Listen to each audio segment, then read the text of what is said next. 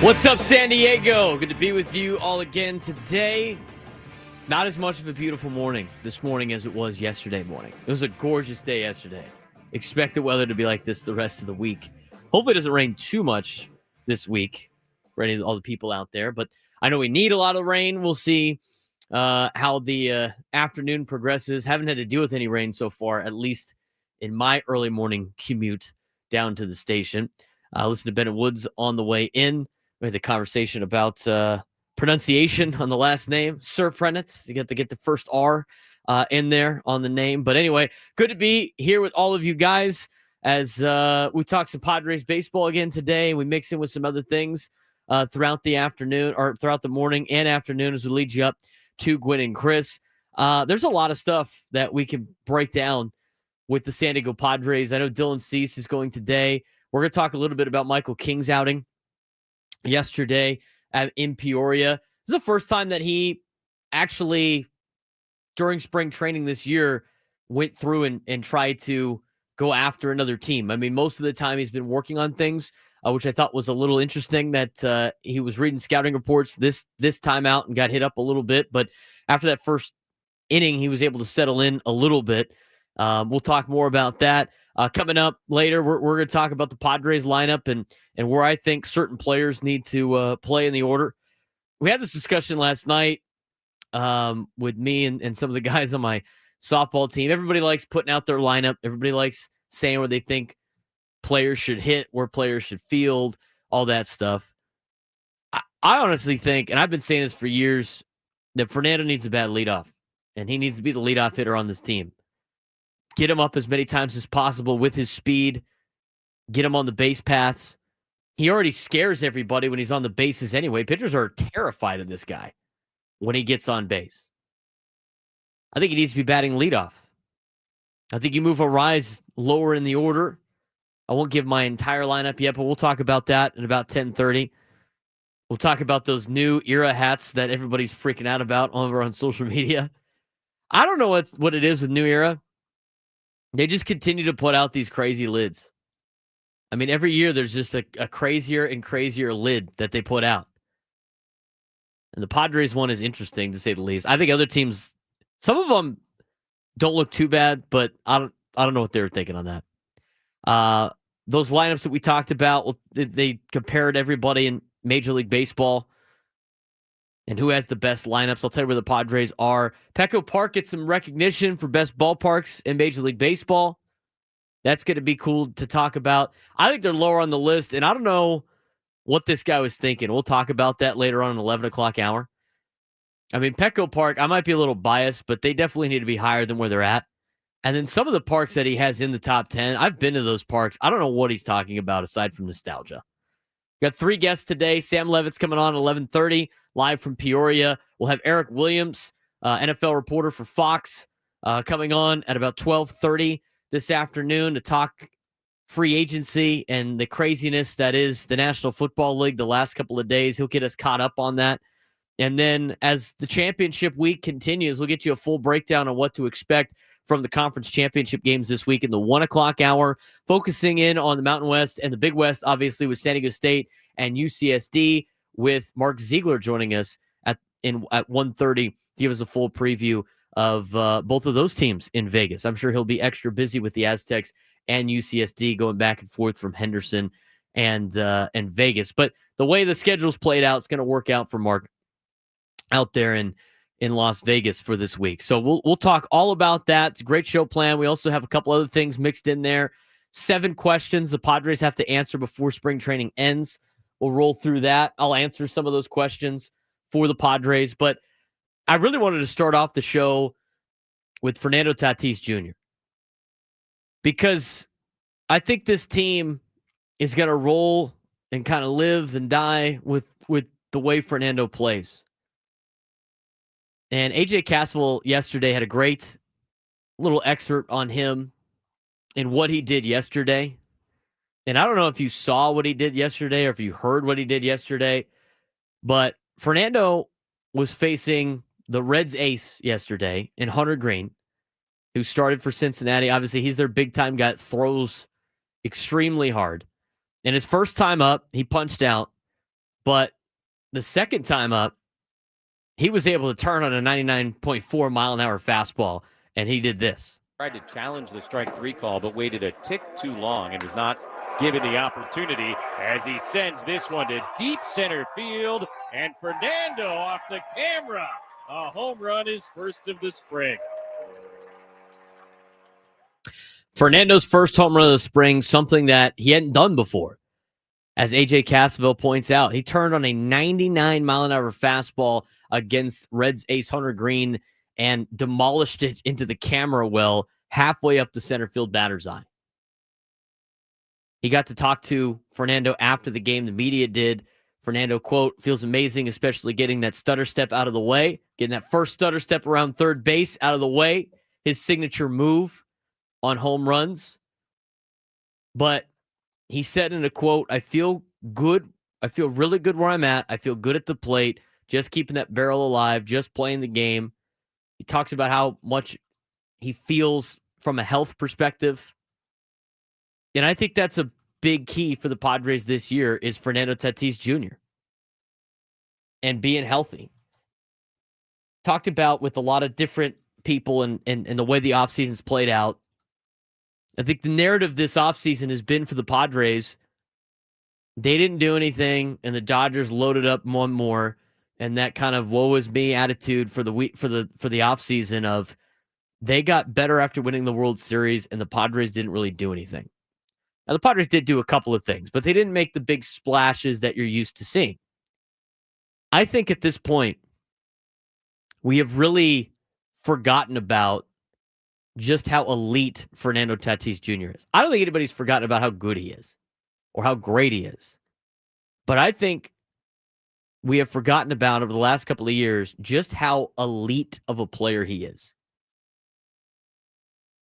Of course, we had the shortened season in 2020 after the 2019 season where he battled some injuries. And then, of course, you keep going down the list, 2021 injury. We had the steroid situation, the performance-enhancing, PED suspension that he had to sit out with. He missed some time last year. But at only 25 years old, being still a very young player in Major League Baseball who hasn't even hit his prime yet, he is poised to have a monster season. It'd be great if he could make it to the entire year healthy. I mean, we haven't seen a lot of that out of Fernando. We had the shoulder injury. They had the leg injury. Again, the PED scandal we talked about. As he's maturing his way and be developing into a Major League Baseball player at the highest level, this could be the monster breakout season for Fernando Tatis Jr., especially if he's feeling great. And if he's feeling great and at the top of his game at age 25, honestly, he's one of those players that could just be a major impact in a lineup and can carry maybe the rest of the lineup. I'm not saying that he has to do that. But what I am saying is his ability to take over games, his ability to be clutch, all of those moments where we've seen snippets of Fernando being at the top of his game, a full season of that, Padres are going to be just fine. So you talk about the concern about not adding a ton of pieces because LA added a ton of pieces, and you look up the road, and after they beat the Padres and the 24 straight shutout innings and all that nonsense during the offseason that we had to talk about, you get a little extra excited when you start watching Fernando hit a ball that's 99 miles an hour and send it to center field 109.6 miles an hour off the bat. I think that's a huge part of what this team's going to be like. And a big reason to me why I think he should be batting leadoff for the Padres, and we'll talk about the lineup and coming up in just a little bit.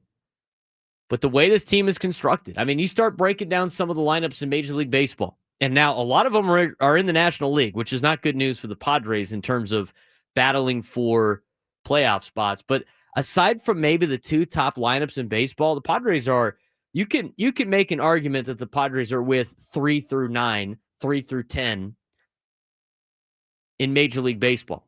MLB.com ranked them today.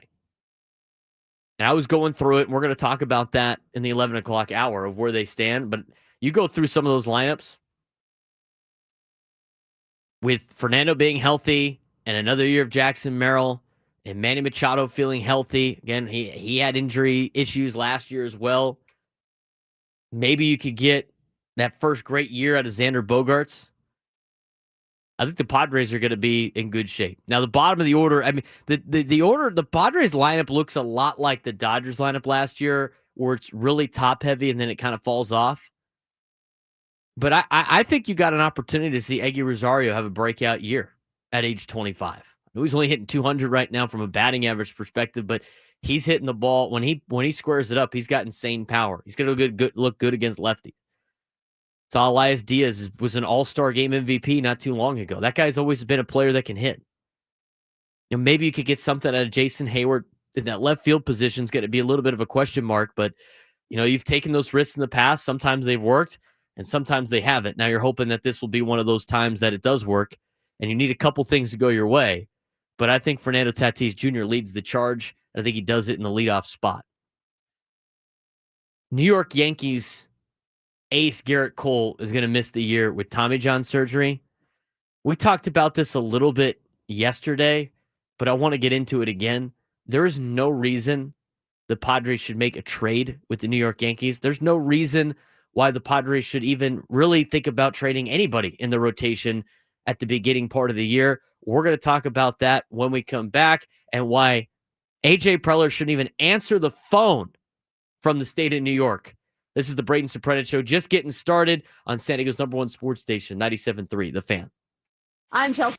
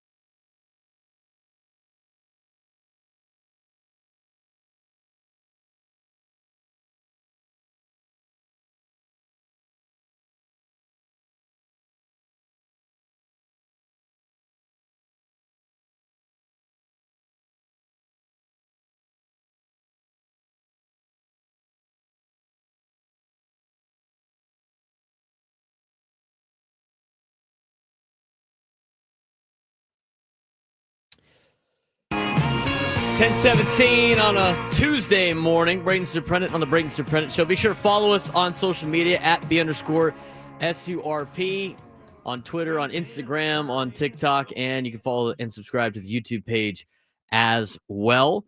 Thanks again to everybody that started to do that the last couple of days. Really appreciate that. So give us a follow. Be sure to add us on your Spotify and Apple Podcast lists. You can find the show in podcast form.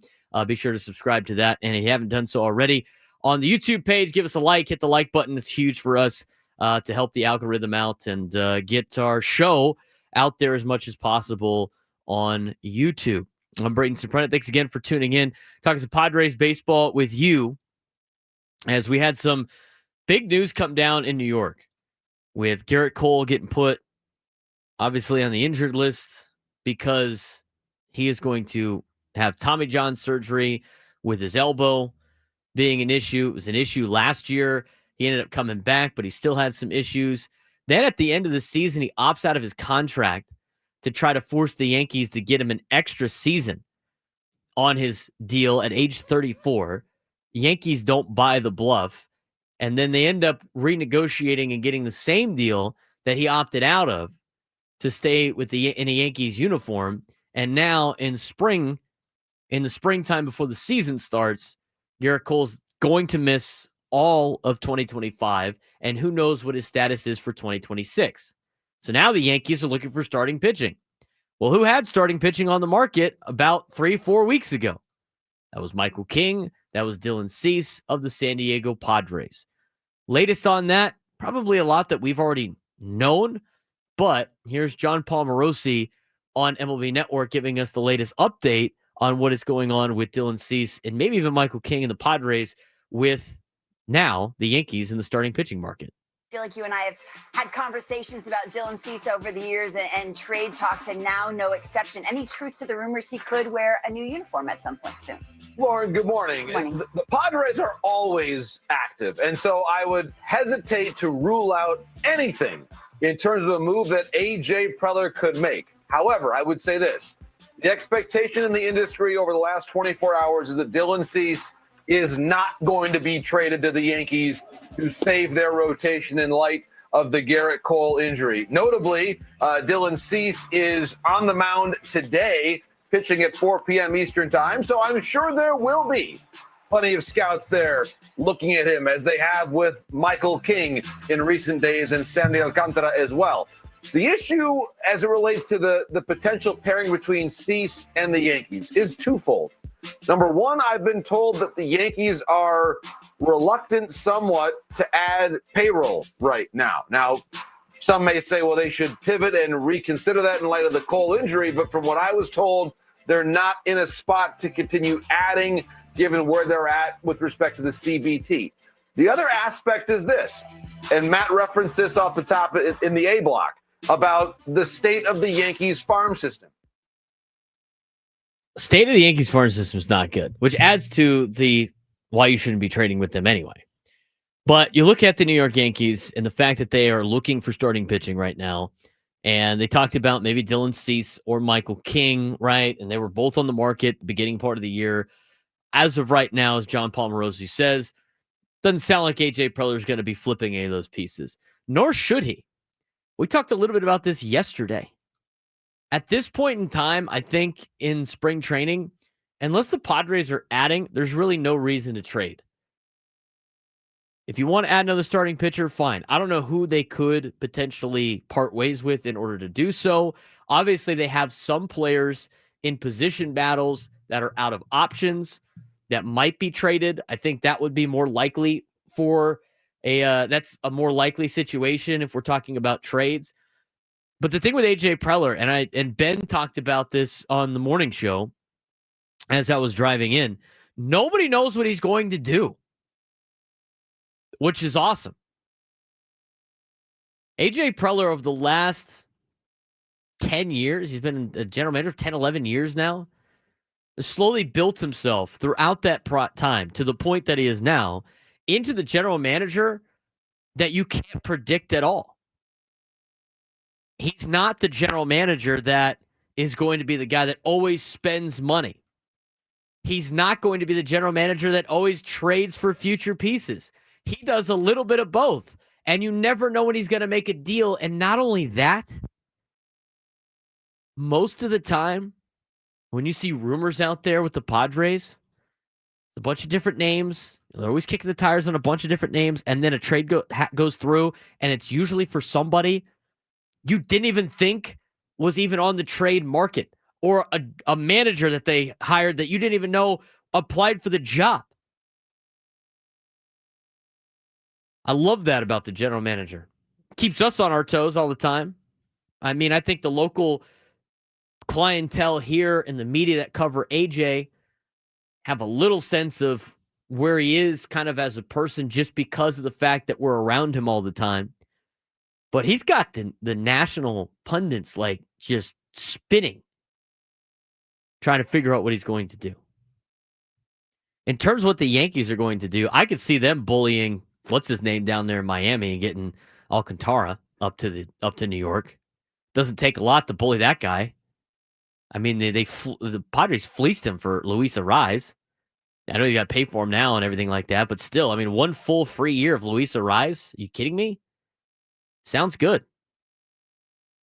So the Yankees at this point, I mean, even if you wanted to entertain the question, aside from maybe Spencer Jones, who is a local kid, I mean, I what do the Yankees have to offer that's worth making a trade anyway? Jason Dominguez? Why would they give up Jason Dominguez on a team that's expected to contend? He's supposed to play in the outfield every single day, as John Palmarosi mentioned. So you're not going to get one of those guys back, although it would have been an interesting move, but then you're behind the 8 ball, and not only do you have 4 guys battling for a 5 spot, then that opens up a spot in your rotation, one of your better players. So it doesn't make a lot of sense. I'm sure there'll be a lot of scouts to watch Dylan Cease pitch today against the White Sox in spring training, but I highly doubt there's going to be any type of movement of the starting rotation out to other places. I think it's funny that the Yankees are in a position right now that they are trying to be budgetary. Like they can't add anymore because they don't want to be over the CBT and all this other nonsense. What happened to the Yankees? They used to be the best team money can buy, and the Dodgers have passed them up. As told by many national media members, I don't know why they just don't spend a bunch of money on a bunch of players like the Dodgers do and just defer all the money. Everybody can do that. I mean, if everybody can do it, why aren't the Yankees doing it? Go make your trades. Go spend a ton of money. Go extend contracts. Padres absolutely should not trade away any of their starting pitching before the season starts. I don't think it's that big of a take on that. But I'd be interested to see what they decide to do.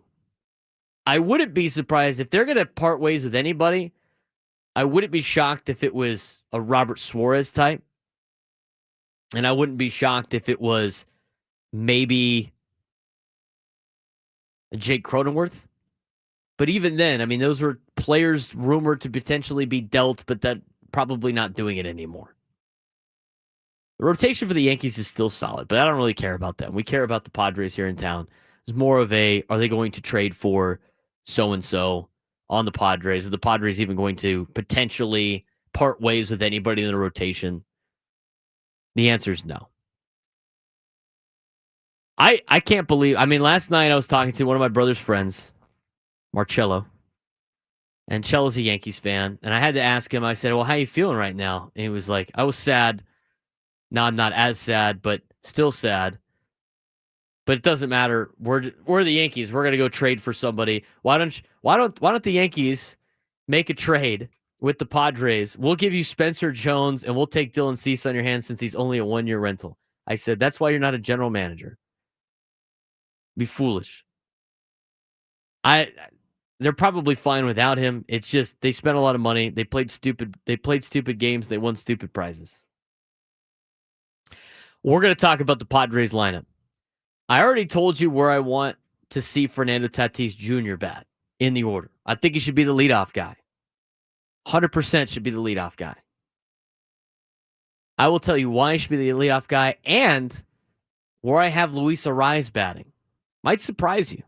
We'll talk about it next. And the Padres lineup, tell me what you think. 833-288-0973, 833-288-0973. Where should Luis Arraez hit? Where do I got Fernando Tatis Jr. batting? We'll talk about it next. Braden Surprenant Show, live and local every day from 10 to 2, San Diego's #1 sports station, 97.3 The Fan.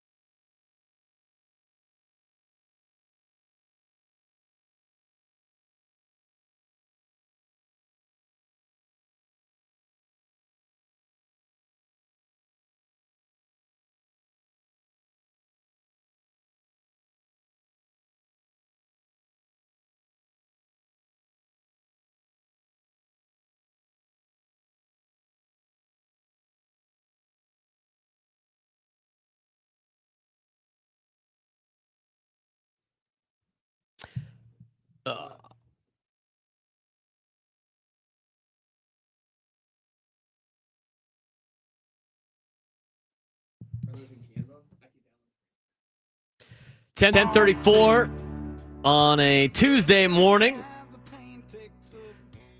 Little 49 Winchester for you, for everybody driving in, driving around, listening on the radio. Thanks again for tuning in to the broadcast today. We're talking a lot of Padres baseball here in the first hour. A little bit later on, Sam Levitt will join us in the 11:30 spot. So we'll get a live report from Peoria. Petco Park got some recognition for best ballparks in Major League Baseball. I'll tell you where they're finished. It wasn't number 1, which is already kind of ridiculous. And it wasn't 2. And it wasn't 3. And at that point, it was like, okay, well, why are they so far down the list? We'll talk about that. I don't know what this guy was thinking on this particular deal.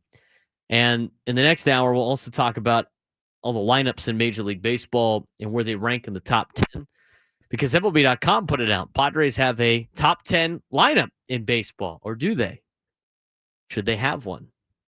Let's talk about that lineup for a second. Padres at this point in time, and we talked about it yesterday with their roster and some, really the bench pieces for this team in a lot of these position battles of who's going to make the team at catcher. Who is going to, because we know that Elias Diaz is going to make the team as a starting catcher. But who's he going to split time with? Is it going to be Campusano? Or is it going to be Sullivan? Or is it going to be Martin Maldonado? Are you going to add him to the 40-man roster? When it comes to the infielders, is it Jose Iglesias? Is it Connor Joe, Eggy Rosario? They already have reassigned Mike Brossow to minor league camp in Peoria, so he's not part of the conversation anymore, even though he'll probably still get some opportunities to swing the stick in major league games. And then from the outfield position, does Tirso Ornelas make the team? Is it Brandon Lockridge? Is Connor Joe one of those versatile players back and forth? I mean, these are all major questions that the Padres have, and we will answer 7 of those questions later on in the show. But when talking about the starting lineup, here's how I would lay things out against a right-handed pitcher. And we've talked about this in the past, and I think Fernando is the best opportunity, best spot at the number 1 spot in the order. I think he is best opportunity for the Padres to start a game. And I know he don't walk. He likes to swing at a lot of different pitches and not necessarily a big walk guy. I think how we evaluate a lineup now is totally different than we did in the past. And here's my opinion on the leadoff spot for a baseball team. I think it needs to be a dude that can rake and a guy that is fast. If it's high slug, it's great. And honestly, if you put your best batter leadoff, it usually works out. I think, a guy that, I know Kyle Schwarber hits leadoff for the Phillies a lot. Like, to me, that's not somebody I'd put in a leadoff spot because he's just he's just big. And he hits under 200. I know batting average has become a little obsolete in Major League Baseball and in baseball in general. Everybody talks about slug, but I need the guy to get on, at least. So for me, batting leadoff would be Fernando for multiple reasons. This is what Fernando has done. I know we've talked about this in the past. This is what Fernando has done in the leadoff spot in his career. He has started 161 games in the leadoff spot. He's 205 for 664. That's a 309 average. The only other place where he has hit that well with at least 100 at-bats is in the cleanup spot where he hit 326. When he bats second, he hits 255. When he bats third, he hits 250. OPS, 974 when he bats leadoff. He slugs 599. He's got 49 home runs and 111 RBIs. Here's my take on the whole situation of, he hits the ball really well, and he hits a lot of home runs. We want to see guys on base when it comes to Fernando, when Fernando comes up. That is something you can't control. RBIs to me is also trending into that obsolete stat category because runs batted in is a category that you can't control completely by yourself. In order to drive in runs, there needs to be runners on base. And if there's no runners on base, that's not necessarily Fernando's fault when it comes to driving in runs. Why bat him leadoff then? Well, aside from the first at bat of the game, the leadoff position you don't know if he's ever going to lead off ever again. You really only make your batting order to try to scale it of get the guy on and then get him over and then get him in. You only set that up for the first inning. So I'd like to have my best player up there in Fernando Tatis Jr. Get him up there as many times as possible. He's dynamic. He's scary. He's going to hit the ball over the fence. He's going to drive the ball to the gap. And you look thinking about typical situation with Fernando Tatis Jr. Let's say he leads the game off with a single. He probably steals second. You got a guy on second base for your next guy up. Or he rips a double. And then you can ground over to the right side of the infield. You got a guy on third with less than 2 outs. Or in this particular spot, you got Jackson Merrill batting second. I'm not a huge fan of Jackson Merrill batting third. I know he can do it, but I'd rather have him bat second. I mean, a 1-2 punch with your 2 young outfielders who are your better players on the team, who are your better hitters on the team, who are guys that have elite speed. Get them going in the first 2 spots in the order. Go Fernando leadoff and then Jackson Merrill 2. If Fernando gets on in any particular way, he could steal second, hits a double. He's already on second. You know, Jackson Merrill can hit doubles. All of a sudden, you got double and a run scored for Luis Ariz, and you're almost starting the inning over again anyway. I think Luis Ariz should bat third as I go down my list. Have Fernando bat leadoff, have Merrill bat second. You got speed at the top of the order. You can swipe bags. You can make things happen. You can get yourselves out of a situation where Luis Ariz hits into a double play. We know Luis Ariz can get knocks. I mean, he's going to hit at a high clip. And when there's guys in scoring position, it's great for a dude that can hit at a high level and hit 300. Now, whether or not he can continue that pace and win another batting title remains to be seen. But him batting leadoff to me for a guy that doesn't walk a lot, I don't necessarily know that's a good spot for him. And not to say Fernando walks a lot. And I don't want Fernando walking a ton, but at least Fernando's a lot more dynamic on the bases. He's more dynamic in the box. So it makes a lot more sense for me to have bat leadoff. Fernando leadoff, Jackson Merrill 2, Luis Ariz 3, and then you go Manny 4 as your top 4. Ariz only gets on base by swinging the bat. I mean, he doesn't walk a lot either. So it's not like that's going to be a big deal. Ariz batting cleanup, I wouldn't mind either. I think you could flip him and Manny back and forth. But I think you need to have one of your better swingers in that 3 spot. I think Manny in the 3 would be good too. They're both double play candidates, so like back to back would kind of put it out right there. But to me, that's how I'd go. At this point, and I could be persuaded to move Manny to 3rd. I'd go Tatis, Merrill, Ariz, Machado. Then you go Cronenworth. You got to go Xander after that, I think, to start it up again. And then I'd have Eggy be the DH as of right now, followed by Hayward and Elias Diaz. I think Eggy's making this team. I don't necessarily know about Jose Iglesias making the team yet, but I think Eggy definitely makes the team.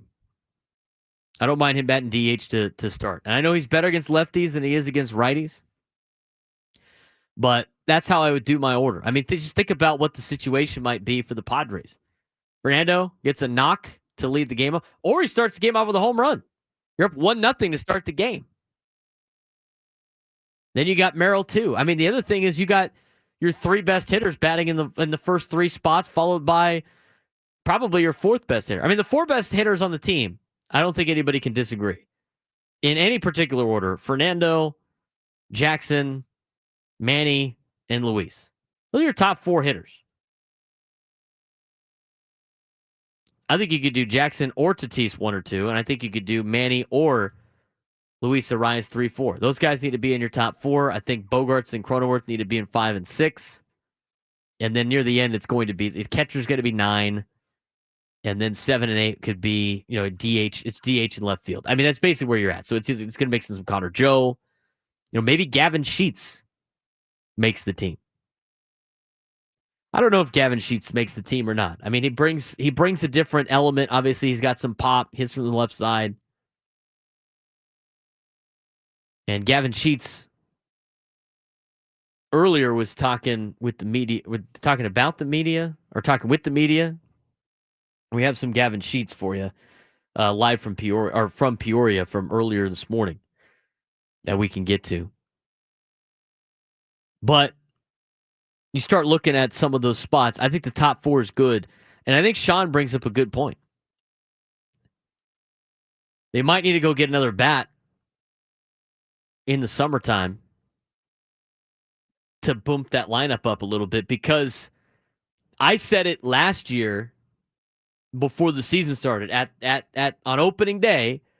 I said, if Jake Cronenworth is batting near the top of the order at the end of the season, you got some problems. He needs to be batting like 7th. He's a 7 hitter on a playoff team, which is what he was on the 2022 team. And then you saw last year, near the end of the season, he started getting bumped down again to the bottom half of the order. I think that is a valid point from our guy Sean. So my lineup: Fernando batting leadoff, followed by Jackson Merrill, Luis Arias, Manny Machado, Jake Cronenworth, Xander Bogaerts, Eggy Rosario, Jason Hayward, Elias Diaz. This could change up a little bit. I might change this for next week based on how some guys are playing. Gavin Sheets hit another bomb yesterday. He's trying to swing his way onto the team. Tirso Ornelas is trying to make this team. Eggy Rosario not hitting for a high average, but he's been showing some signs of pop. And so this could mix up and change a lot over the next couple of days. I do want to talk about Gavin Sheets for a second. And I do want to get your phone calls, 833-288-0973, 833-288-0973.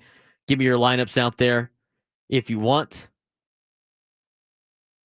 Where do you have these guys hitting? I mean, in the chat, we got a lot of different takers here. But Sam Levitt, who's going to join us at 11:30, was able to talk with Gavin Sheets this morning, about where he's at right now and whether or not he might make this team. It's no secret you're one of the guys, battling for an opportunity on the opening day roster. What would it mean to you to make the roster and kind of be a part of this group in an opening day sense? It'd be incredible. That's why I'm here. I love the opportunity here, but biggest thing is I wanted to win. I want to be a part of this team. I know what they did last year, and I know what they want to build on, and I want to be a part of that. I want to be a part of this winning tradition, and opening day would be huge. As far as your defense, I mean, you're somebody who can play first base. You've played a lot of outfield in your career. How do you feel about kind of the versatility you provide defensively? Yeah, I think it's huge, being able to play multiple positions, whether it's DH, first base, left field, right field. I mean, whatever it needs on that given day. Pinch hitting late in the games against, a righty closer or something, whatever it may be on that day. I think the most versatile you can be, the better you can be. So, whatever gets me to the big leagues and keeps me to stick around, I'll do whatever. Final question for you. What have the Padres, if you can share, communicated to you about defensively what it may look like for you, with a role on the 26-man roster? Yeah, I think when you look at these guys want to be everyday players, and they love to play the field. So, whether it's giving guys a blow for the day, letting them DH, picking them up, obviously it looks like DH will be the biggest role potentially. But, if Arias needs a day at first and he wants to DH for a day, or somebody in left, Jay Hay, or somebody needs a day, or Tatis needs a day, kind of fill in for those guys wherever it may need be. And I'm ready for that, willing for that, working out there to be ready to go wherever they need me and go from there. That was Gavin Sheets meeting with Sam Levitt earlier today, and obviously with his power ability, he could play himself onto this team. He's a very versatile player as well. He's about to be 29 years old, so still relatively young. He does have an option left to go down to AAA. Maybe that's a situation where the Padres let him go swing it down in AAA for a little bit before bringing him back up. But a left-handed hitter for the Padres, a left-handed power hitter, being able to play first base, right field, and left field. He might be able to put himself in a spot to make this team. He's not a high average guy, but he is a high pop guy. I mean, last year for the White Sox, hit 233, a 303 on base, and a 357 slug. That's not something really to write home about. And he has only had an OPS plus north of 100 one time, and that was in his first season, his rookie year at age 25 with the Chicago White Sox. It's tough to play on some of those teams. It's tough to try to be very good on a very, very poor team. So maybe not having to be a guy and just being a role player would be a good spot for Gavin Sheets. Hitting 179 this year in spring training, but he's got a higher OPS because of the 2 home runs, the 2 doubles that he's been able to put together. I don't necessarily think he's absolutely making the team. I think he's put himself in a spot where he could. But, I mean, at this point, I think, and we've seen it with A.J. Preller's teams. When it comes to youth or veteran, or when it comes to experience and taking a chance on a young guy, more times than not, AJ's gone with some experience, with the exception of some very, very highly talented young prospects that he had in the organization, right? Like Fernando Tatis Jr. or Jackson Merrill. But other than that, it's been mostly some of these older players and these veterans and guys that have been there and done that before. Some of them have worked out. Some of them have not. We're talking about guys like Robinson Cano and Nelson Cruz and Matt Carpenter, Rougned Odor, Jerickson Profar. Which kind of concerns you if you really want about like a Yuli Gurriel or Mike Brossow, who they just moved to minor league camp, so don't have to worry about him too much. These position races are coming down to the wire. And the thing is with some of the versatility of this team, I don't know how many of these outfielders they're going to take. I mean, Connor Joe's got versatility too. Maybe they go with the approach of Connor Joe and Gavin Sheets because they both can play outfield and they both can play infield, along with Eggy Rosario. And those are your 3 players. I find it hard-pressed to believe that Jose Iglesias might not be part of that mix. Again, they got 4 bench pieces, and one of them's got to be a catcher. And the catching situation's all over the place. Campusano's probably the favorite,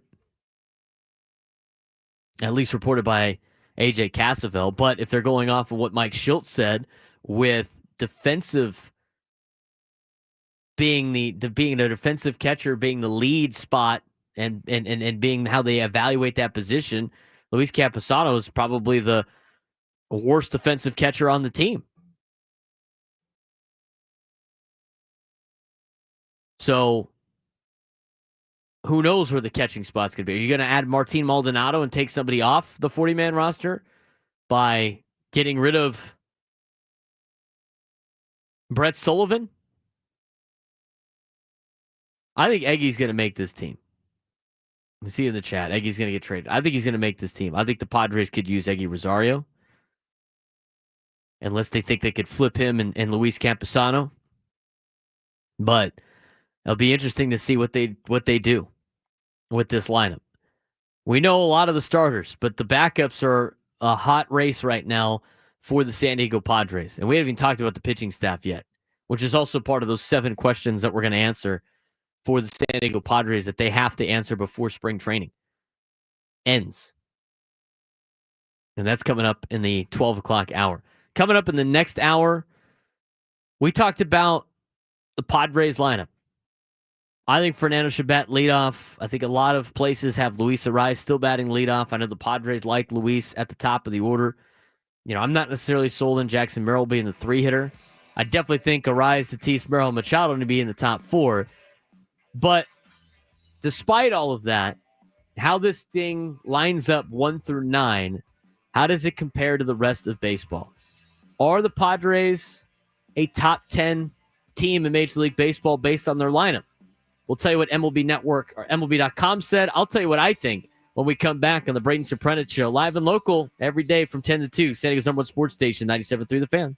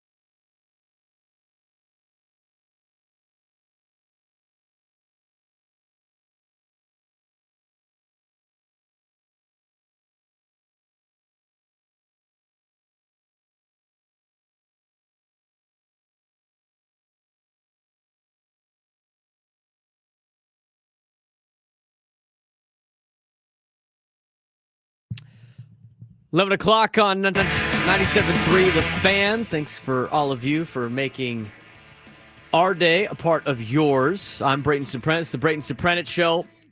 Diving in some Padres baseball here early on in the show. Sam Levitt will join us at 11:30 in this hour. We'll also talk about some of the lineups out there in Major League Baseball where the Padres stack up, as well as Petco Park gets recognition for being a best ballpark in Major League Baseball, but they're lower on the list than I thought they should be. And there's a couple of ballparks in front of them that I'm like, really? Some nostalgia, I guess. We'll talk about that coming up at 11:15. I want to mention that baseball coverage on 97.3 The Fan is presented by T-Mobile. Head to T-Mobile.com and get a great deal on an iPhone 16 Pro on 97.3 The Fan. T-Mobile covering baseball coverage. We have tons of baseball coverage coming out of Peoria with Sam Levitt, and I'm sure we'll be able to talk about this with Sam in just a little bit. But Mike Schilt meeting with the media today had a lot of great things to say, a lot of interesting things to say for the first time in a long time. There's only so much you can say out there in spring training, going through the day in and day out of playing exhibition games and people work and certain guys working on things. But a couple of things that we found interesting that we even posted on our Twitter page that we're going to play for you right now. First one being Mike Schilt talking about the potential of Jake Cronenworth moving back to first base and playing some first base this season, and what Jose Iglesias' potential role with the team is going to be. With Iglesias back in the organization, do you think we could see Jake still play some first base at times this year? I don't see it on the radar at the moment. I don't like kind of the Ace's question about part of my longer answer was, the fact that there is versatility and we have guys that have their head around being able to be versatile and are okay within a team setting. There's always a path for different possibilities as the season comes. I can't say it couldn't happen. I also am not looking at it as anything that top of mind that will happen. So for now, you're looking at Jose as just filling in around the infield. I think we have a guy that can fill in around the infield. There's going to be a spot for him. It's hard to also answer the question, Dennis, with complete, as much accuracy in the sense of, we don't know where our team's going to shape up. And so at the end, we'll clearly have an idea when we break camp. We can use the DH spot in a couple different, avenues right now. We could also pass it around a little bit, which would, in Hosey's, situation, would allow him some opportunity to second, short, third day off, use the DH early in the season, keep guys, fresh. But we also have days off first, every Thursday for several Thursdays in a row at the beginning of the season. So, there's a lot of different possibilities as the wrap-up point. I agree with that. I need money in the chat. That sounds like Jose Iglesias is probably going to make this team, which eliminates and makes it even smaller margin of error for some guys that are battling for spots. I mean, if that's the case, then you really have 3 or 4 players battling for 2 spots left on this roster. I think they brought in Jose Iglesias to play. I don't think they brought him in to be a minor leaguer at this point in time either. The versatility definitely is a big factor for the San Diego Padres with Jose Iglesias. I think the way that they said that they can use him anywhere in the infield, I think is huge too, just because of the standpoint of, they told Jake that he was going to be the second baseman and playing a lot of second base during the offseason. They said the same thing with Xander Bogaerts playing shortstop. There's something to that in terms of telling him what to get prepared for before the season starts. I mean, that was a big problem last year, and I think they're just trying to keep their word for it. But when you have Jose Iglesias, I mean, he can fill in and give guys days off at all 4 spots in the infield. He could play first. He could play second. He could play shortstop. I mean, he's probably one of the better defensive shortstops on the team. He could play third base if you want Manny to get off his legs and DH a little bit. So I think that versatility definitely brings a lot for Jose Iglesias on this team, which gives him a more, a better chance of making said team. Now, he has to be out of the 40-man roster, which means you got to take somebody off if they don't have any spots left. And that's a decision that the Padres are going to have to make, obviously in the next couple of weeks or so. But if that's the case, and you look at the roster that we broke down yesterday with making the team, it makes it even harder for Eggy Rosario and Connor Joe and Tirso Ornelas and Brandon Lockridge, Yuli Gurriel. The Padres want to roll with him. Gavin Sheets, that we just talked about. I mean, if we had to make a decision between Gavin Sheets and Jose Iglesias, I'm taking Jose Iglesias for his versatility because he could play all 4 positions in the infield. It's the contact hitter, high average guy, low strikeout guy, can play defensively anywhere in the infield versus not a high average player, but he does have a lot of pop and slightly younger. It's a lot of decisions that the Padres have to make in terms of what they want to do with their overall roster. Mike Schill talked a little bit more about Jake Cronenworth potentially playing first base. Doesn't sound like it's going to be that imminent this spring. That was in the last video. This is more about That was the same one. the pitching staff and whether or not people can miss out on the rotation and end up making the bullpen. With any of the guys that are competing for that number 5 spot, would there be a place for them in the bullpen as a long guy, or is that a possibility? It's a possibility. We've spoken about it when we get out of school, because clearly some decisions being made, and also those conversations take place in-house before they get outside. But generally speaking, yes, there's a path for someone that is competing for the 5th spot to potentially be the number 8 guy, 7-8 guy in the bullpen. To provide some length when the season starts, because we do have 7 straight games to start the season, and a length in the bullpen from a couple guys, including a guy that has more length, is going to be important, potentially. So yeah, it's on the table. But we also obviously need to be able to have guys in AAA, either in that competition, that are getting built up and ready to come up if needed. I think it's certain players fit the bullpen and certain players don't fit the bullpen for the San Diego Padres in terms of the starting pitching. We talked about those 5 players or 4 players that are battling for that last rotation spot, right? Kyle Hart being one of those players that Fangraphs has projected to win that spot, with Kyle Hart as the 5th starter. I don't necessarily know if he is the favorite or not, but that's where they think projection-wise he will be. In terms of other starting pitching that the Padres have in those battling for that number 5 spot, is a guy like Randy Vasquez, Matt Waldron, and Stephen Kolek. Those are the 4 players battling for the 5th spot in the Padres rotation. Randy Vasquez has shown a lot of promise. I like his stuff. He's young. I like the way, I think he's still trying to he's a good thrower. I think he's still trying to learn how to pitch. And so for me, I think it'd be more beneficial for Vasquez to be part of the AAA rotation to learn how to pitch. I think it'd be more beneficial for Matt Waldron to be down in AAA too, to log innings. I don't think the knuckleball plays as a relief guy as much as it does as a starter. Now, with 7 straight games to start the year, maybe they have a couple of opportunities for him to get into a game early, and where you almost are carrying an extra starting pitcher. But unless that's the case, I think Matt Waldron's another one of those guys that you'd rather have in AAA. Stephen Kolek, he's looked the best out of those potential 5. I could see Stephen Kolek, since he has already spent some time in the bullpen, staying in the bullpen to help out early on in the season, because I think it's going to, be a revolving door in that number 5 spot for the foreseeable future. You start talking about this Padres team, there's a lot of platoons at a lot of different spots. Platooning at designated hitter, platooning in left field, platoon for the 5th spot in the rotation. I would not be surprised if your opening day roster had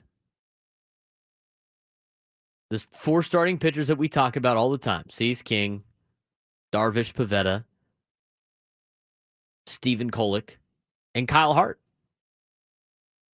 in that rotation, then bullpen. I could totally see that happening. And I think it's more the sense of who fits where. Matt Waldron, Randy Vasquez both have options left. Kolek's got 3 left. Kyle Hart's got 1 as well. So all of them could start out in the minor leagues. And Mike Schultz said they're talking about different scenarios. They do have to have some of these guys ready to go in AAA if they need them later in the season. I think they will. In terms of the style of pitcher and age, I think Randy Vasquez and Matt Waldron are better suited starting the year off in AAA El Paso than they do on the major league team. I mean, Matt Waldron has not been very good so far in spring training. Evaluate that the way you want.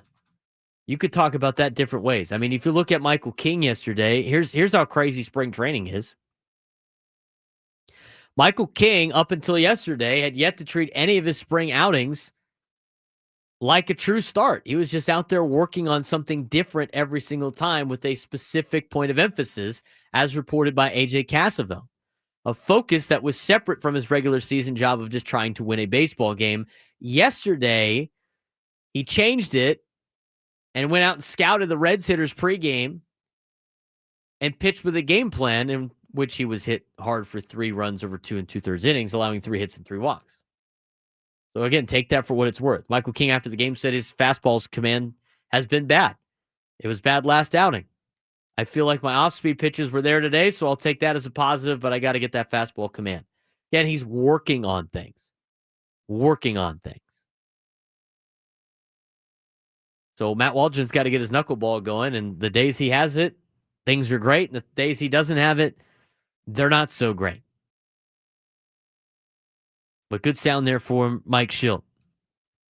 Petco Park got some recognition yesterday, or this morning, being one of the top ballparks in baseball. They're one spot above a ballpark I've been to that's getting better, but there's a couple on this list that might tell me the one who made this list might not have the credibility to put together a ballpark list. I'll tell you what ballparks those are and where Petco Park ranks when we come back. The Braden Surprenant Show, live and local each and every day from 10 to 2 on San Diego's #1 sports station, 97.3 The Fan.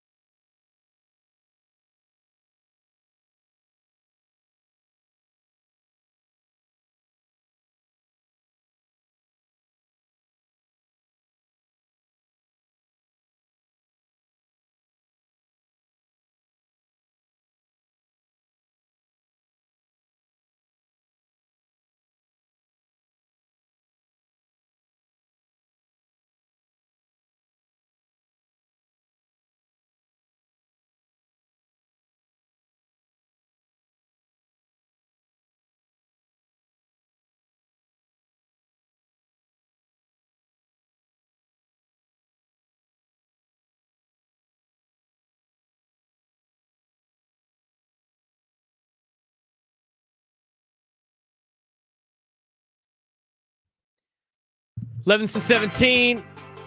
Braden Surprenant show live and local each and every day from 10 to 2 on San Diego's #1 sports station, 97.3 The Fan. Thanks again for making our day a part of yours. Talked a lot about the Padres lineup earlier. If you want to weigh in on that, 833-288-0973, 833-288-0973. Got my buddy's group text blowing up.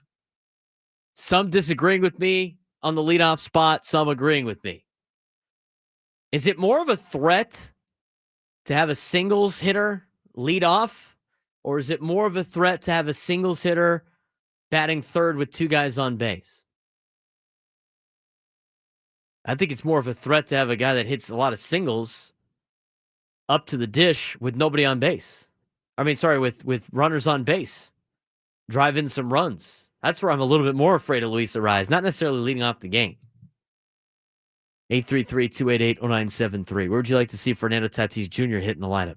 I have him at leadoff. I've been saying that for years. I've had that take for a long time now. I think it's better off in the leadoff spot. This whole attitude of he need to have runners on base in order for him to swing, he has no control over that anyway. And after the first time through the order, does it even matter anymore? I mean, the bottom of the order can get on base for Fernando. He's got to go up there with guys on base then. So, let me know what you think. USA Today put out their top 10 ballparks of 2025.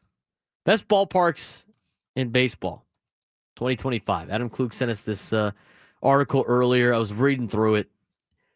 And as I pull up the article part of it, just so I can see the parameters of what they picked, Petco Park has fallen down the list, and I don't know why. Petco Park might be one of the best ballparks I've ever been to, ever. And I don't think I'm being biased in that either. I mean, they were kind of they were ahead of their time with a lot of the group areas, group seating, kind of hangout spots, and making Petco Park the place to be. So I think in terms of trying to go watch a game, and I was fortunate enough to go to I've been fortunate enough to go to a lot of ballparks. And I thought Great American Ballpark in Cincinnati was a cool place to check out a game. I think Coors Field is one of the best. I think obviously with the views of San Francisco and Oracle Park, that should be up there. Excuse me. But the Padres have been ranked Petco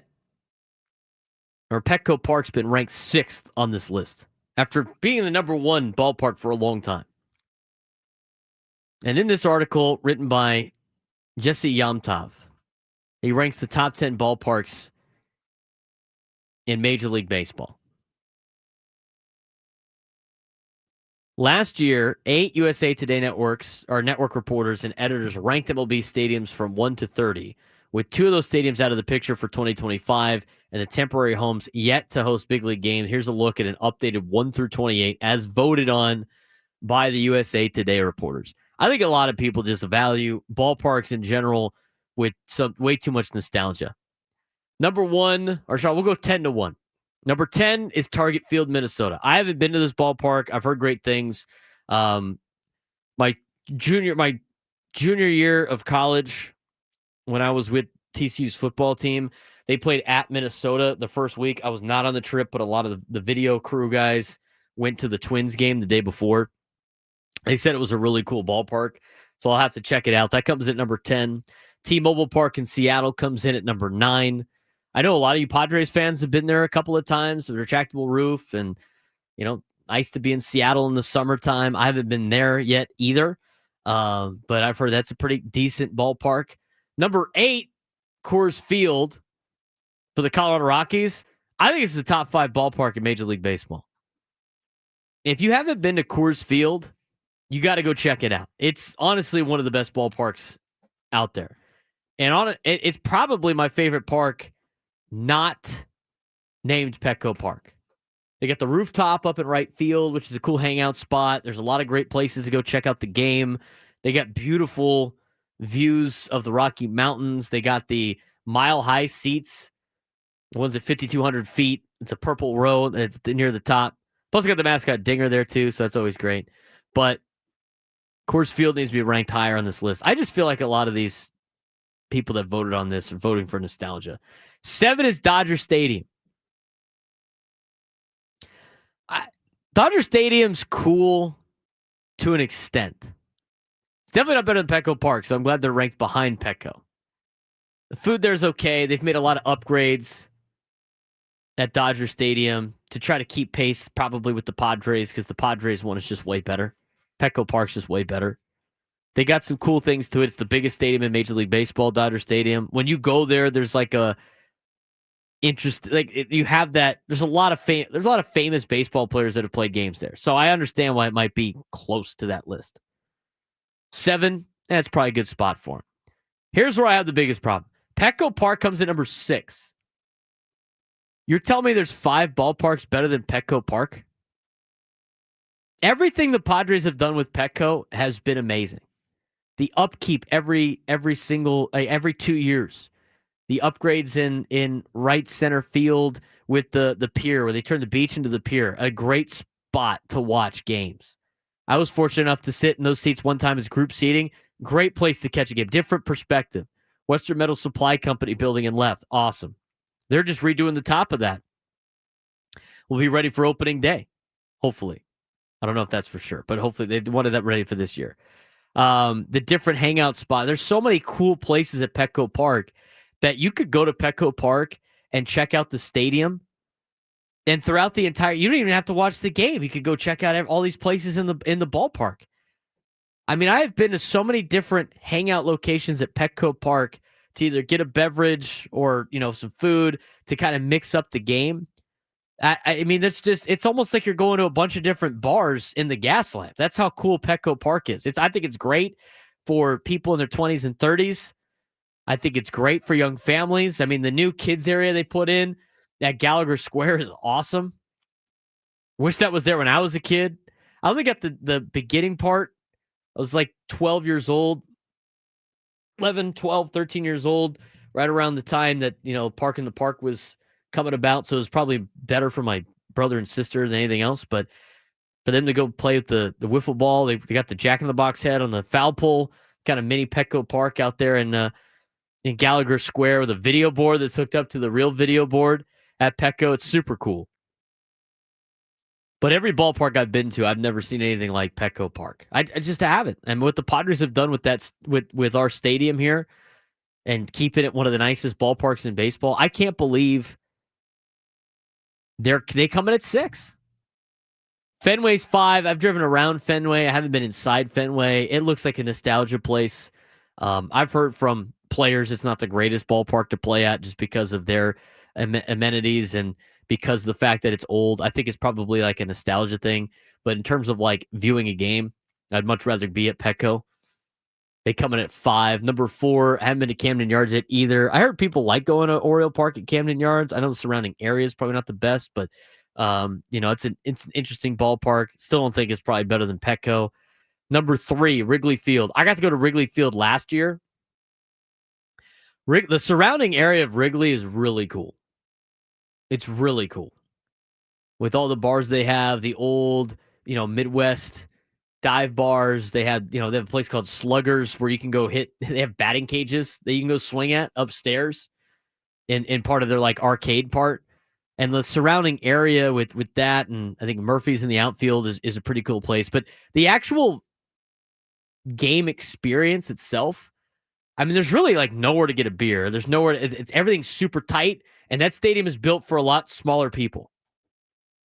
I'm not a huge person. I'm not very big in the grand scheme of things.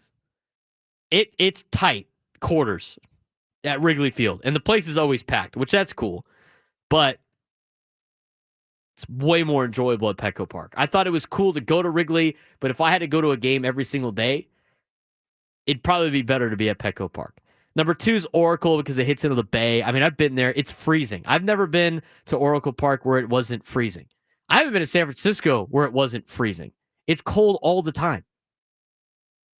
How many times you've tuned into a Padres-Giants game in the middle of the summer and people are wearing like beanies and scarves and parkas and everything like that.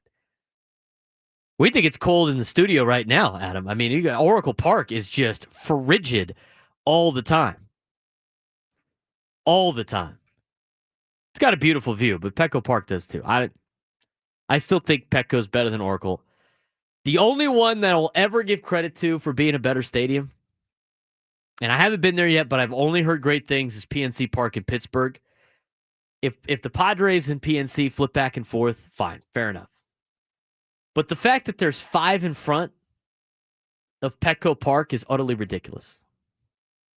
Utterly ridiculous. And I think the one that really just takes the cake right now is the fact that Dodger Stadium's even on the list. Really goes, I don't think the people were really paying attention to this. Or maybe they were just so tired of seeing the Petco Park win every single time that they had to mix it up. Because I think Petco Park is a lot better. 833-288-0973, 833-288-0973. Let me know what you think about the Padres lineup, as well as the best ballpark you ever went to. You want to enjoy and jump in on the show. When we come back, got a lot of great sound and a Mike Schilt from Peoria, and a lot of good news for Padres fans coming out of spring training. Sam Levitt's going to have it all. He joins me next as we continue on the Braden Surprenant Show, live and local from 10 to 2 on San Diego's #1 sports station, 97.3 The Fan.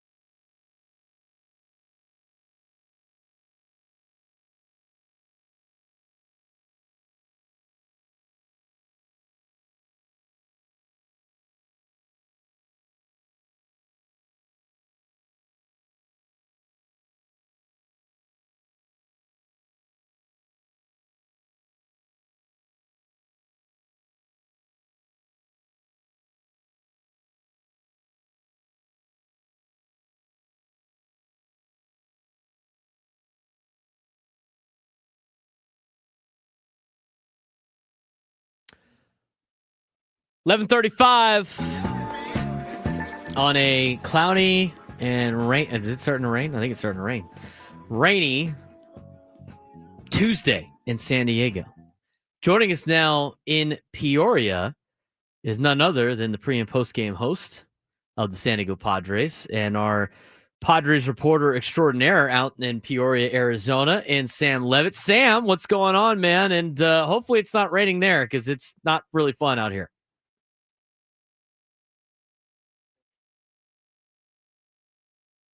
Sam? Oh, there we go. Got you now. We got you now, Sam. You got me? Okay. Beautiful afternoon or late morning. It still is here in Peoria. Not a cloud in the sky. Getting ready to see Dylan Cease on the mound in the Cactus League game today. So all is well. Yu Darvish to my right throwing a bullpen. Stephen Kolek was out there a little while ago. Some biometric stuff going on with it looks like minor leaguers over the last couple of days. So a lot of good stuff going on a pretty day here in Peoria. Sounds like it's starting to pick up a little bit. Obviously, with 2 weeks left to go, Mike Shildt had a lot of good things to say today. I know you were at his press conference, talked a lot about roles for Jose Iglesias. It didn't really sound like Jose was not going to make the team. I know he didn't announce anything yet, but did sure sound like they have him part of the plans. Yeah, it did. And I thought, this was one of, in the last handful of days, I thought one of the more interesting, media sessions we had with Mike, where I think a couple of things, I don't want to say were revealed, but I thought you could read into a couple of things. And the way he talked about Iglesias when he was asked about him is certainly one of them. And Braden, I don't know that we should be surprised by that. I mean, I know you at the time of the signing, you talked about it. I certainly talked about it on some of the other shows and on my Wednesday night show. I just don't think that a guy like Iglesias with the season he had last year was signing with the Padres if he didn't have a pretty good inkling that he was going to be on the major league roster. And quite frankly, if you're the Padres bringing him in, he probably should be on the major league roster. And, you could also make the argument that he should have had a major league contract from somebody based on what he did last year. So I'm not surprised at all that it sounds like that, because I think a lot of us intimated that. Now, what it does mean is that if you're assuming Jason Hayward, Connor Joe are on this opening day roster, which I think a lot of us do assume, then it essentially leaves you with one bench spot outside of your your backup catcher spot, which is undetermined still as well. So that part of it is interesting. Another, and I may be getting ahead of myself here as far as your questions, but me, I like to yap, Braden. That's right. But another interesting part of what Mike Shildt had to say, where again you could read a little bit into things, was he was asked about Jake Cronenworth playing first base, and he basically said doesn't see it on the radar. So that's kind of interesting, because it intimates that Jake's going to be at second base mostly every day, not slide over. So that's an interesting part of it when you start thinking about the bench spot and who might fit, and maybe somebody who is a little bit more of a guy who could play some first base, and they obviously have a couple of those guys already. So that was interesting, and a number of other things as well. Yeah, a lot of different things to talk about with that and unpack. Obviously, Jose Iglesias could fill in at every spot in the infield if they wanted to. And obviously that alludes to if they don't plan on Jake Cronenworth playing first base, that, obviously Connor Joe is part of this conversation, as well as, Arise playing some first and mixing in some different players. Or maybe it opens up the door for a Gavin Sheets. I know you talked with Gavin earlier today. I mean, obviously not hitting for high average, more of a power bat, hitting from the left side. There's one spot left, and you got a guy like him potentially, plus guys like Yuli Gurriel, who Manny helped bring in, and you got a local product and just local out of Tijuana, and Tirso Ornelas, who's having a great season or spring season for the Padres. And we haven't even talked about Eggy Rosario yet. Those are four solid candidates for one spot left. How do you see this playing out in the next couple of weeks? And do you think this is going to be a late decision for all of these? Yeah, I do. I think it's something that's going to come down to the wire. I think they all provide something a little bit different. I think the case for Gavin Sheets, even beyond the fact that he's hit a home run in each of the last 3 days, which is great. But I do think one way or another, you always take spring training results with a little bit of a grain of salt. A good example with Sheets was the home run he hit on Saturday. That was, against one of those replacement, high A pitchers that had a 6 ERA at high A last year. So again, I'm not trying to take anything away from Gavin. What's that phrase from Major League? Yeah, Alpha guys will be bagging groceries in 3 weeks, which is obviously not the case anymore. Like it wasn't Right. like the 80s, but still. Yeah, I mean, look, it's not to take anything away. I mean, you can only control who you you can't control who you face, but you always try to take it with a little bit of a grain of salt. But what I would say the argument for Sheets would be in particular, and something that is different about him as compared to an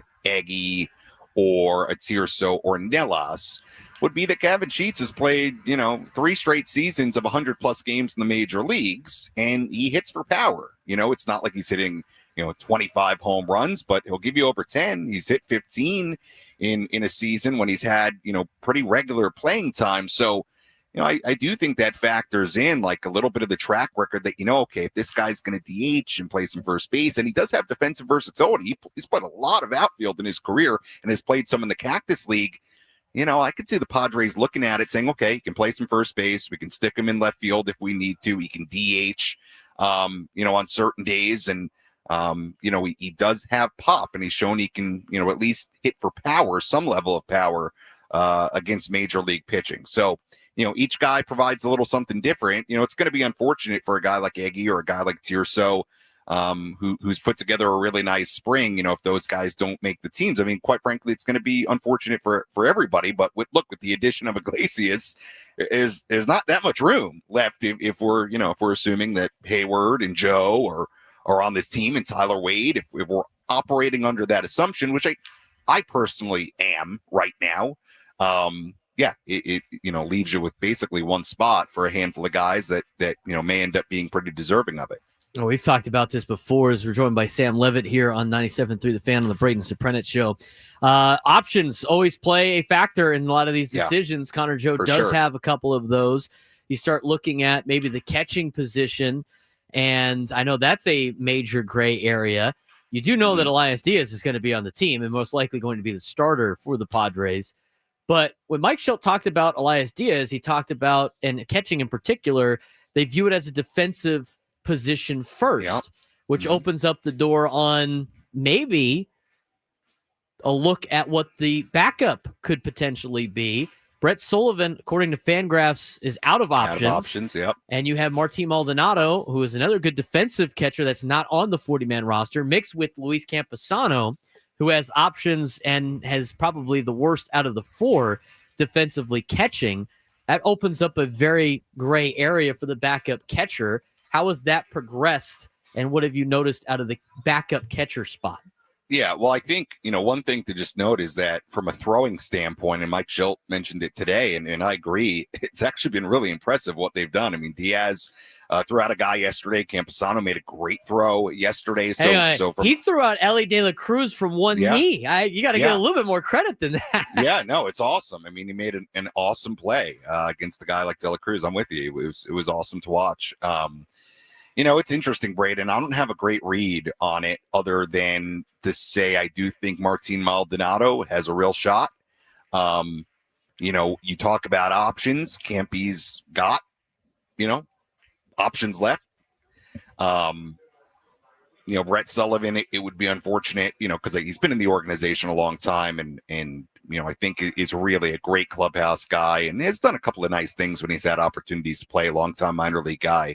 Look, it'll be unfortunate if, you got to put him on waivers and you lose him, or whatever would happen if he doesn't make the club and out of spring training. But, look, there's a number of different ways you can go with it. I mean, Maldonado is a guy, obviously, that's not going to give you a ton of offense. I think we all understand kind of what he is offensively. But if Mike Schilt is standing here saying, and he has a number of times, that it is a defensive first position, then I look at Maldonado and I say, well, I mean, he's going to give you good defense. I can bank on his defense. I know some of the metrics aren't as good as they once were, but I think, we all understand the ups and downs of Campy's season last year. So if you're telling me it's about defense, then I've got to think that Maldonado's got a real shot. So it's something in the next week or so I want to get, a little bit more clarity on here, how they feel about it. Not that they necessarily willingly give you those answers before they actually have the discussion internally. Yeah, but just like the opening day starter, they'll never tell you. Yeah, I do think Maldonado is certainly in the mix, so it's going to be interesting. Definitely a path for that. You take Brett Sullivan off the 40-man, you add Martin Maldonado, and you send Camposano down to AAA as an option, and all of a sudden you got your catching position figured out. Fifth man, and the other thing, Braden, to that too is look, just for context of it, and I'm not breaking any news to you, but just to remind people, last year, Elias Diaz gets signed, and it's Higgy and Diaz, and and Campy was down at AAA. So, we'll see how they ultimately feel about it. Fifth spot in the rotation was talked about a little bit. Obviously, Mike Schilt alluding to the 7 games to start the season in a row. Going to need some of those guys in the bullpen. They've already moved Brito to the bullpen. He's not going to be part of that conversation. So you got Kyle Hart and Matt Waldron and Randy Vasquez, battling for a final spot with Steven Kolek, who's looked probably the best out of those 4 for the 5th spot. Some of those guys, to me, can be bullpen pieces. Some of them, to me, should probably start in AAA to be stretched out. I can't imagine this 5th starter decision is going to be something that lasts for multiple months. I would imagine all 4 of those guys probably make a start or 2 this season for the Padres. Yeah, Braden, I think it's a really good point. And I think it's a good point in general when we talk about these spring training position battles, roster spot battles is, number one, just because it's the answer on opening day doesn't mean it's going to be the answer for long. And number 2, we know how this works. Injuries, performance. I mean, things tend to sort of settle themselves out one way or another. It will be interesting, though, to see without Brian Hoeing and essentially 2 open bullpen spots in my mind. It will be interesting to see, A, if they do go with some type of long man, be it a Johnny Brito or one of these guys competing for the 5th spot. And if it is somebody competing for the 5th spot, who that is. Number one, who gets the 5th starter job, and then, who you would take and make more of a long man in your bullpen at the start of the year, and who you would say go down to AAA and keep stretching out and be a starter because you're going to be the guy or 2 that we dip into when we need that depth, which, as we know, you typically do over the course of a season. So a number of different facets there to what they may do that I think are interesting. I will say, and I said this a couple of days ago, I think there's a lot of Steven Kolek buzz. I really do. I think he looks really good in the Cactus League games, on the backfields, and you get a sense that he's in real competition for this final rotation spot. Look, it'll be interesting to see kind of, with him in particular, what they end up doing. Let's say if he doesn't get that spot, does it go down to AAA to then be a depth option, or could you find him in the bullpen as a long man? We'll see. But I very much at this point think that is still very open. We haven't seen a ton of Kyle Hart in the Cactus League games. We will over the course of the next week or so get more views on Kyle Hart. So we'll see. It's going to be interesting, Braden, to see who gets that 5th spot, and then the fallout from that as far as the bullpen, especially with Brian Hoeing not throwing off a mound yet, and essentially, in my mind, 2 bullpen spots being open right now. I'm joined by Sammy Levitt, the pre- and post-game show host of the San Diego Padres. You're listening to the Braden Surprenant Show right here on 97.3 The Fan. A couple more things for you, Sam. Yeah. Fernando, this looks really good. He says he feels great, and he might be poised for very much a monster season. You've been to a handful of these spring trainings now, and obviously Fernando hasn't been healthy every single time, but where have you seen Fernando during the spring compared to other years? And just from what you've been able to watch him play, as you've seen him a lot of times in person, where do you think he's at right now and in his age 25, 26 season?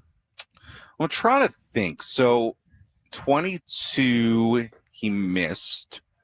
I wasn't at that spring training. 23, he was still coming back from the suspension.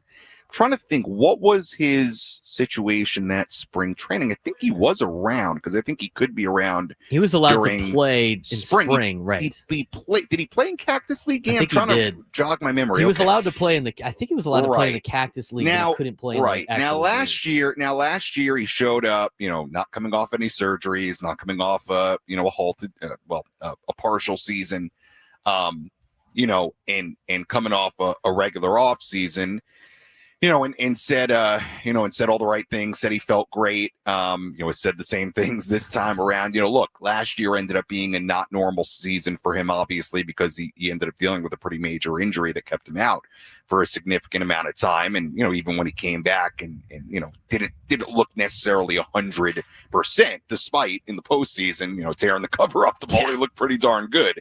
So look, I think for him, it's, hopefully that leg is fully healed, ready to go. Is not any kind of recurring issue. I have no reason to believe it is. But hopefully, with that in mind, I think for Fernando, you just want him to stay healthy. I mean, if this guy stays healthy, we saw it even when he wasn't at his peak, right, of what he does and what he puts up. Like, what I want for Fernando this year is stay healthy. That's number one. And hopefully you can see him kind of like in 2021 at the peak of his powers for a really extended stretch while healthy, because we all know it's a pretty special thing to watch. And even when he's not 100%, it's still pretty good. So he seems to be in a good place, saying all the right things. He appears extremely healthy. And, when Fernando, I think he said it to Kevin Acee a couple of weeks ago, when he's healthy and he's in the right spot, he's about as good as anybody, as we know. So it seems like he's poised for that kind of year. Hopefully he stays healthy to put it together. He definitely flips the outcome of this Padres season on a fully healthy full season of Fernando Tatis Jr. Last thing I got for you, Sam, just kind of a question that we've been asking on the show. USA Today ranked the top 10 Major League Baseball stadiums.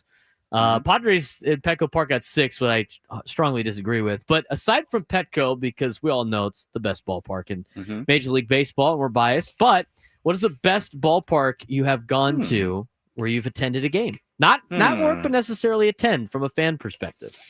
That's a good question. Well, I haven't been to a number of them because obviously I don't, I'm in the studio for the most part when the team's on the road.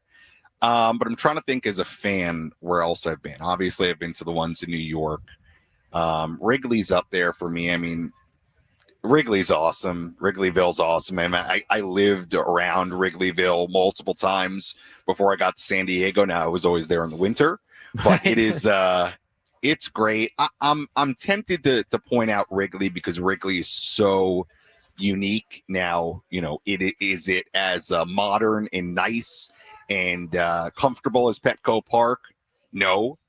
It's a totally different kind of feel and experience, but Wrigley is so unique, as is Fenway, but Wrigley is so unique because of the way it is, its size, the simplicity of it. So nice. Yeah, so cool. And the area around it, man, that's such a great spot, and the bars that have been there forever, and the neighborhood, and how it feels when the Cubs are playing there. When I was in college, I saw it a little bit more. Sammy taking some hacks at sluggers at the batting cage. I've been.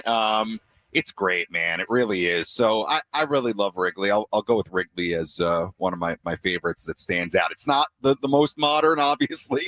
It's not Petco, but it's pretty unique in its own right, and I think a must for baseball fans at some point. I always go with Coors Field. It's a nice little layout. I've never been check inside. it out. I've only been outside. Yeah, their surrounding area is pretty cool too. A couple streets away. I bet. Sam, I really appreciate the time as always. Keep doing your thing, and opening day will be here before you know it. All right, Braden, appreciate it. Wishing you the best of luck with the new show, new endeavor. You've earned it. You've put in your time. So happy for you, man. Good luck with everything. Thank you very much, Sam. Appreciate it. It's Sam Levitt joining us today on the Braden Surprenant Show, getting us a great update from Peoria, Arizona. A lot of different topics of conversation that are surrounding this Padres team. And there are a lot more that need to be answered. In fact, AJ Cassaville laid out the 7 questions that need to be answered before the end of spring training for the San Diego Padres. We are going to answer those at the top of the hour when we come back. 12 o'clock hour. A lot of Padres talk. We'll also be joined by Eric Williams to talk some NFL free agency. That's been a whirlwind in the last couple of days. Should be a fun 12 o'clock hour. Stay tuned. 7 questions the Padres need answered when we come back. Braden Surprenant Show on San Diego's #1 sports station, 97.3 The Fan.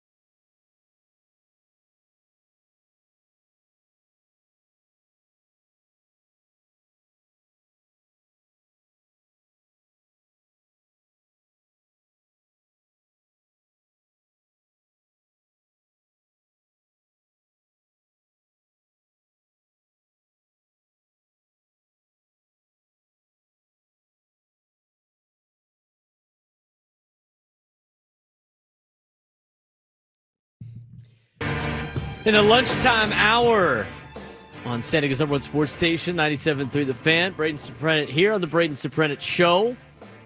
College basketball is in full force as we have a lot of conference tournaments continuing today. We have a lot of conference tournaments starting today. The Big 12 tournament had just gotten underway. They've already had their first game over and done with. They have more games coming up later this afternoon. ACC starts tomorrow. We'll talk about all of those coming up in the 1 o'clock hour as Mark Zeigler will also join us at 1:35 as he gets ready for a couple of teams for San Diego in Vegas in their conference tournaments, with UCSD and San Diego State playing in different tournaments in Vegas. Aztecs playing at the Thomas and Mack Center, where UNLV plays their home games. That's where the Mountain West tournament is. They will get underway tomorrow, if I'm not mistaken, or Thursday. They're underway on Thursday. And then coming up on Friday is UCSD awaiting a couple of games. They got the #1 seed in the Big West tournament. That's played down in Henderson, where the Henderson Silver Knights play, just south of Las Vegas. So we'll get you fully updated on college basketball in the 1 o'clock hour. Here in the noon hour, we are going to break down 7 questions the Padres have to answer before spring training ends. And we'll also be joined by Eric Williams coming up later on in the hour. I do want to get to some of your comments on the ballparks. A lot of people weighed in on their favorite ballpark and where they've liked to go. We put this out. And again, if you want to join the show today, 833-288-0973, 833-288-0973. USA Today put out their top 10 MLB stadiums. Petco Park comes in at number 6. I think that's awfully low. My friend Johnny texted me and be like, he agreed with my Coors Field take. I think Coors Field's the best ballpark in Major League Baseball, not named Petco Park. It's a great place to watch a game. I've been to Wrigley, like Sam said. Wrigley's cool. I think for the viewing purposes, it's okay. It's tight quarters in Wrigley, but the surrounding area makes it really nice. I've actually been to a lot of ballparks that I didn't even realize. I mean, you start going down the list, and we have started to do some kind of summer trips where we go where the Padres play. With this schedule that MLB put together, I love it. Tony talks about it all the time in the afternoon show. He hates it because it eliminates some of those rivalry games. Like, it's less times you get to play the Dodgers and the Giants. But to me, it's cool because every other year you get to travel to American League ballparks that you used to never play. Like, I wanted to go to Boston last year. It ended up not working in my schedule when the Padres played at Fenway. I mean, Fenway Park is on my list. I mean, I love the city. I've only been to Boston one time, but it's a city I would like to go and explore a little bit more because it's such a cool place. I'm into U.S. history and everything like that. So for me, going to some of those cities back east that have a lot of American history with it, I love. I was only in Boston, I think, for like 2 days with the Army-Navy game a couple of years ago. I had a blast in the areas that I was, but obviously in the wintertime, can't go to Fenway Park. We drove past it, but I'd like to check out a baseball game there. But some of the ballparks I've been to obviously Petco, Anaheim. We were talking about there. Adams, there's just nothing to Angel Stadium in Anaheim. There's nothing to it. I can't believe how long that building has stood there. Aside from the fact that it's California, so we can't get anything built in this state. But I can't. It's just such a rundown ballpark. I don't mind going to games there because you get to go check out the American League, even though they all come to San Diego now. But aside from their little mini creation of Big Thunder Mountain in center field for no reason that has no impact on the Angels, the Disney production they put out there, what do you get out of Angel Stadium? It smells like Qualcomm. You ever want to remember what it's like to be at Qualcomm? Go to Angel Stadium. You'll get the full feel. It's only ballpark food. They have the floor that they had at Qualcomm. Like the bubble dot floor that they had at Qualcomm Stadium all over the place, and it smells like Qualcomm. I've been to 2 other stadiums that just smelled like just old stadium. One was Angel Stadium. The other ones were West Virginia place. for football. But there's really nothing to Anaheim. You would think a place by Disneyland and other things in Orange County that it would be a lot better. It's just not a good stadium. There's a lot about obviously the ownership up there in Anaheim. Been to Dodger Stadium. I think Dodger Stadium is cool to an extent. I think they've done a lot better of a job of upgrading the facilities. It's nowhere near Petco Park. But like getting in and out of there is such a pain. Such a pain. I mean, it's great when the Padres win. Getting out of there, it's like, okay, I don't mind sitting in 2 hours of traffic because, the Padres just won the game with the Goose in the playoffs. But aside from that, it's an interesting place to watch a game, but not necessarily like one of the better ones. But I've been there. San Francisco was cool. Went there when I was a kid. It's a little bit different now. It's always cold there. I haven't been to Arizona. I heard it's like a Costco. I heard it's like going to a giant warehouse. And if they opened up a baseball stadium in a warehouse is what it's like in Arizona. But Coors Field's great. I like the old Globe Life. I haven't been to the new one. I've been outside of it. And then last summer, when my brother graduated college from the University of Tennessee, we kind of went to a lot of ballparks. He and his roommate, Jake, went to a lot more. I went on a small leg of it. But checked out Great American Ballpark. I thought was cool. In Cincinnati, it had a nice little flair to it. They had a little, strip off the ballpark with a lot of bars and stuff where you could actually take your drink to go and walk into the street, which was kind of cool. It's right next to where the Bengals play, in their little downtown area. So, I didn't mind Cincinnati. I know Matt Scraby's been to, he used to live there. So he's talked about going to a lot of games at a Great American Ballpark. Didn't try the Skyline Chili, but as I said before, if the only chance I had to try Skyline Chili was at the ballpark, I didn't want to give them, the ballpark version of it. But Cincinnati was cool. I agree with Wrigley. Wrigley was cool. And I think that's all the ballpark. And Yankee Stadium. I went to the Yankee Stadium a couple years ago when the Padres were there. That was a cool venue to go to a game. But it was nothing really to it. It was very generic. We did the tour, and so like some of the stuff that they brought in from old Yankee Stadium was cool, but aside from that, out of all the ballparks I've been to, Petco Park still takes the cake. 833-288-0973, 833-288-0973. So a lot of people weighing in on the ballparks out there. Some people pick Coors Field. They like Oracle Park, obviously, in San Francisco. I recommend going to see the Padres on the road at least once. Go check out another ballpark that you haven't been to before. Brad and Escondido, you're going to join the show with us. Brad, what's going on? Thanks again for calling in. What do you got for me today? Hey, Braden, about time you got your own show. Thanks, Brad. Hey, two things. One is Wrigley is amazing. I know it's old, but it's such a history with that brick wall. It is fabulous. We went 2 years ago to watch the Padres. Fabulous field to have. The network, the neighborhood, everything was pretty. What place did you check out in Wrigleyville? The one right across the way, they had their hot dog shack. I can't remember the name of it. It's directly across the street from their entrance.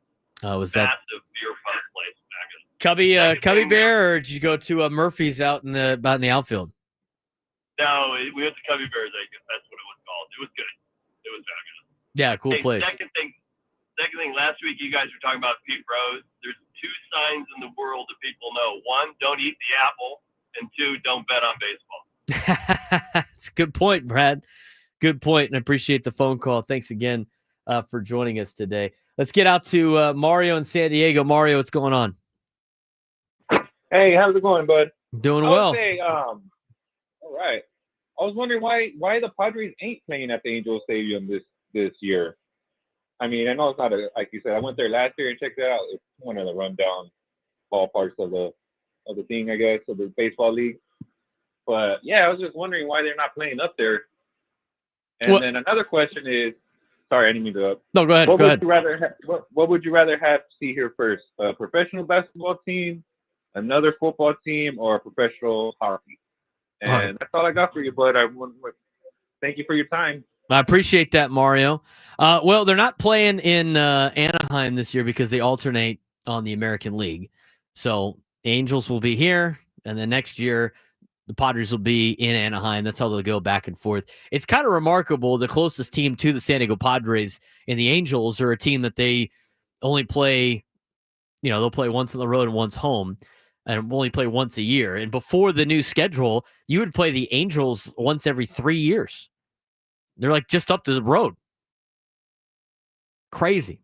What would I rather have back? I mean, I'd probably take the NFL. I mean, just what the NFL brings to a market's great. I know we've been asked this question a lot, but the National Football League is just such a economic driver for a lot of different things, especially our line of work here at 97 through the fan and for the media in town. I mean, the NFL is just a different animal and a different level.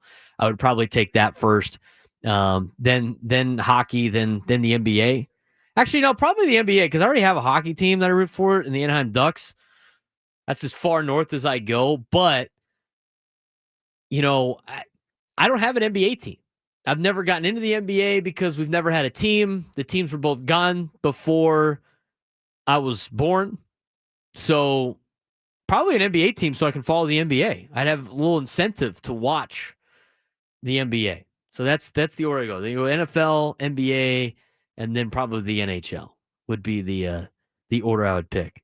Thank you to Mario. Got time for one more phone call. Let's get out to Adam in Carlsbad. Adam, you're on the Braden Surprenant show. What's going on, man? Hey, Braden, I'm stoked for you to have your show, man. I've probably been to about 20 plus stadiums.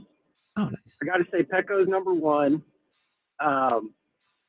Seattle and San Francisco are tremendous. I love Wrigley. I used to go there every year. But just one thought on the going to Anaheim. If you go on like a Wednesday day game and you take the train up, there are some fine-looking women in Orange County, and that's kind of a party. So I got to give them a little bit of credit for that. And then just finally, Tropicana Field, rest their soul. It was pretty fun when I lived in Tampa because you would have a whole section to yourself, and my buddy was able to smoke cigarettes, and the 90-year-old ushers couldn't do anything about it. So, all right, man. Happy for you with the show, dude. Later on. Appreciate it, Adam. I mean, he went a lot of different directions. Best part of being at the Trop was puffing on some lung darts, and they couldn't do anything about it. Oh, man. I've done the train before to Anaheim. The train's cool. Taking the train up to Anaheim is pretty cool. I mean, the downside, and that's the thing is it drops you off in the parking lot that they share with the Honda Center. So you could go up to Angel Stadium, or you could go up to a Ducks game and take the train. The downside of taking the train is you're at the mercy of the train going home. So if the train last ride out is 9:00 and they're going to extra innings, sounds like you're missing extra innings. So that's where you're at on the train. 7 questions that the Padres need to have answered before spring training ends. You'll have to find out what number 3 is. That's a very important question. I think it should move up the list. We're going to answer those when we come back. The Braden Surprenant Show, live and local from 10 to 2, San Diego's #1 sports station, 97.3 The Fan.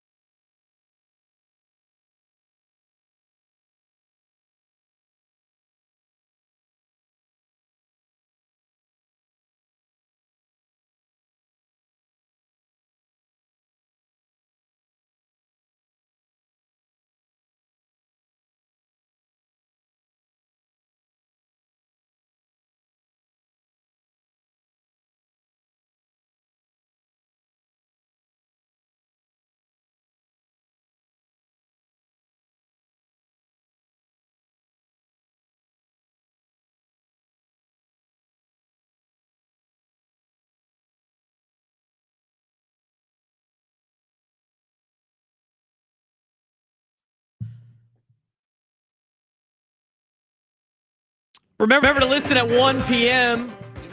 for us to announce today's biggest fan for a chance to qualify for a night in our Odyssey suite at a future Padres game. Register your name at 97.3, thefansd.com/biggest fan in order to potentially have your name called. Coming up at 1 o'clock.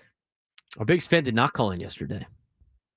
We're off to an 0-1 start on the Braden Surprenant show with the biggest fan name. So we got to be able to flip that.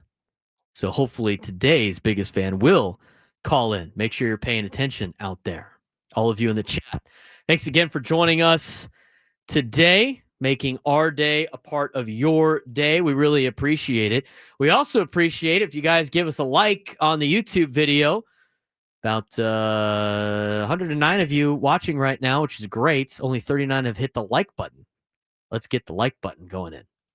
And try to boost it as much as we can. We really appreciate the start. Thanks again to everybody reaching out and everything like that the last couple of days. Really appreciate the love and everything that goes with it. Again, you can follow us on social media. Follow me at B_SURP, at BSURP on X. You can follow me on Instagram and on TikTok. A lot of different content out there for you. A lot of local content, obviously, with the Padres and USD, the two places that I work the most, mixed with some other stuff as well.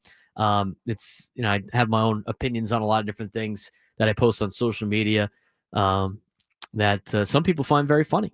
Some people don't. Who knows? But go ahead and give us a follow. Really appreciate that.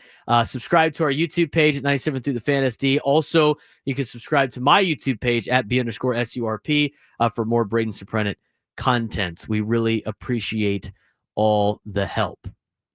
7 questions that are facing the Padres that must be answered before the end of spring training. AJ Cassavell laid these out. We're going to get to 3 of these questions, maybe 4 if we have time, and then do the rest in the next hour because we have Eric Williams coming up at 12:35 to talk about the latest on the NFL free agency battle. And it's been a whirlwind in the NFL, let me tell you. We'll have all the details on that when we come back at 12:35. But a lot of these questions that were posed were some of the ones that we've been asking the last couple of weeks or so. And some of them we don't need to make too much detail on. AJ's asking all the questions that have been asked for all of spring training. Number one question that needs to be answered before spring training ends. Who rounds out the rotation? Well, we got a little update from Mike Schilt on that a little bit today, in which he laid out that some of the players that are currently in that battle for the 5th spot in the rotation will start the season in the bullpen just because of the way the schedule plays out, and they'll need all hands on deck, and some of them will be in AAA, which is obviously the only 2 locations you could potentially be as a pitcher. But that being said, it's Kyle Hart, it's Matt Waldron, it's Randy Vasquez, and it's Stephen Kolek. Those are the 4 players that are battling for that final spot in the rotation. We talked about it with Sam Levitt to end the 11 o'clock hour about how this could potentially play out. And to me, here's how I'm going to answer that question for them. I think Stephen Kolek rounds out the rotation for the first couple of weeks. And then I think Kyle Hart goes to the bullpen. And I think Matt Waldron and Randy Vasquez go down to AAA. To me, the way this thing is structured and the way those players are, I think Matt Waldron only plays as a starting pitcher with the knuckleball. And so by that logic and kind of his shaky start in spring training, again, their spring training results, you can't hold them to a high regard. Based on the way that it's been going on, let him get fixated in AAA El Paso. Now, here's the problem with that. With the knuckleball, it doesn't move as much in high altitude. High altitude is where most of the teams play in the Pacific Coast League, which is very much a hitter-friendly league. But that being said, if Matt Waldron is not the 5th guy on opening day, he needs to be in AAA. He needs to be doing starting pitching thing. He needs to be logging innings. He needs to be getting up to innings, higher innings as a starting pitcher. for when they do need Matt Waldron, and they will. They're going to need all 4 of these pitchers at some point in time.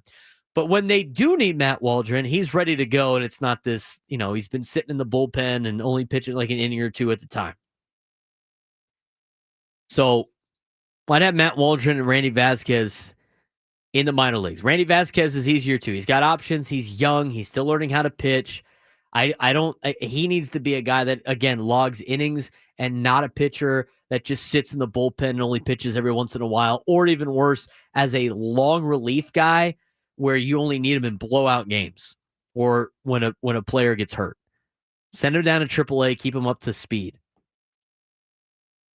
That leaves Kyle Hart and Stephen Kolek. I think those two are battle 1 and 2. I think both of those guys are players that could be bullpen pieces and still be starters. We've seen Kolek do it already as a bullpen piece. Kyle Hart, older, I think he could do both things. He said all the things that you need to say when it comes to joining a new team. So that's how I think the rotation rounds out.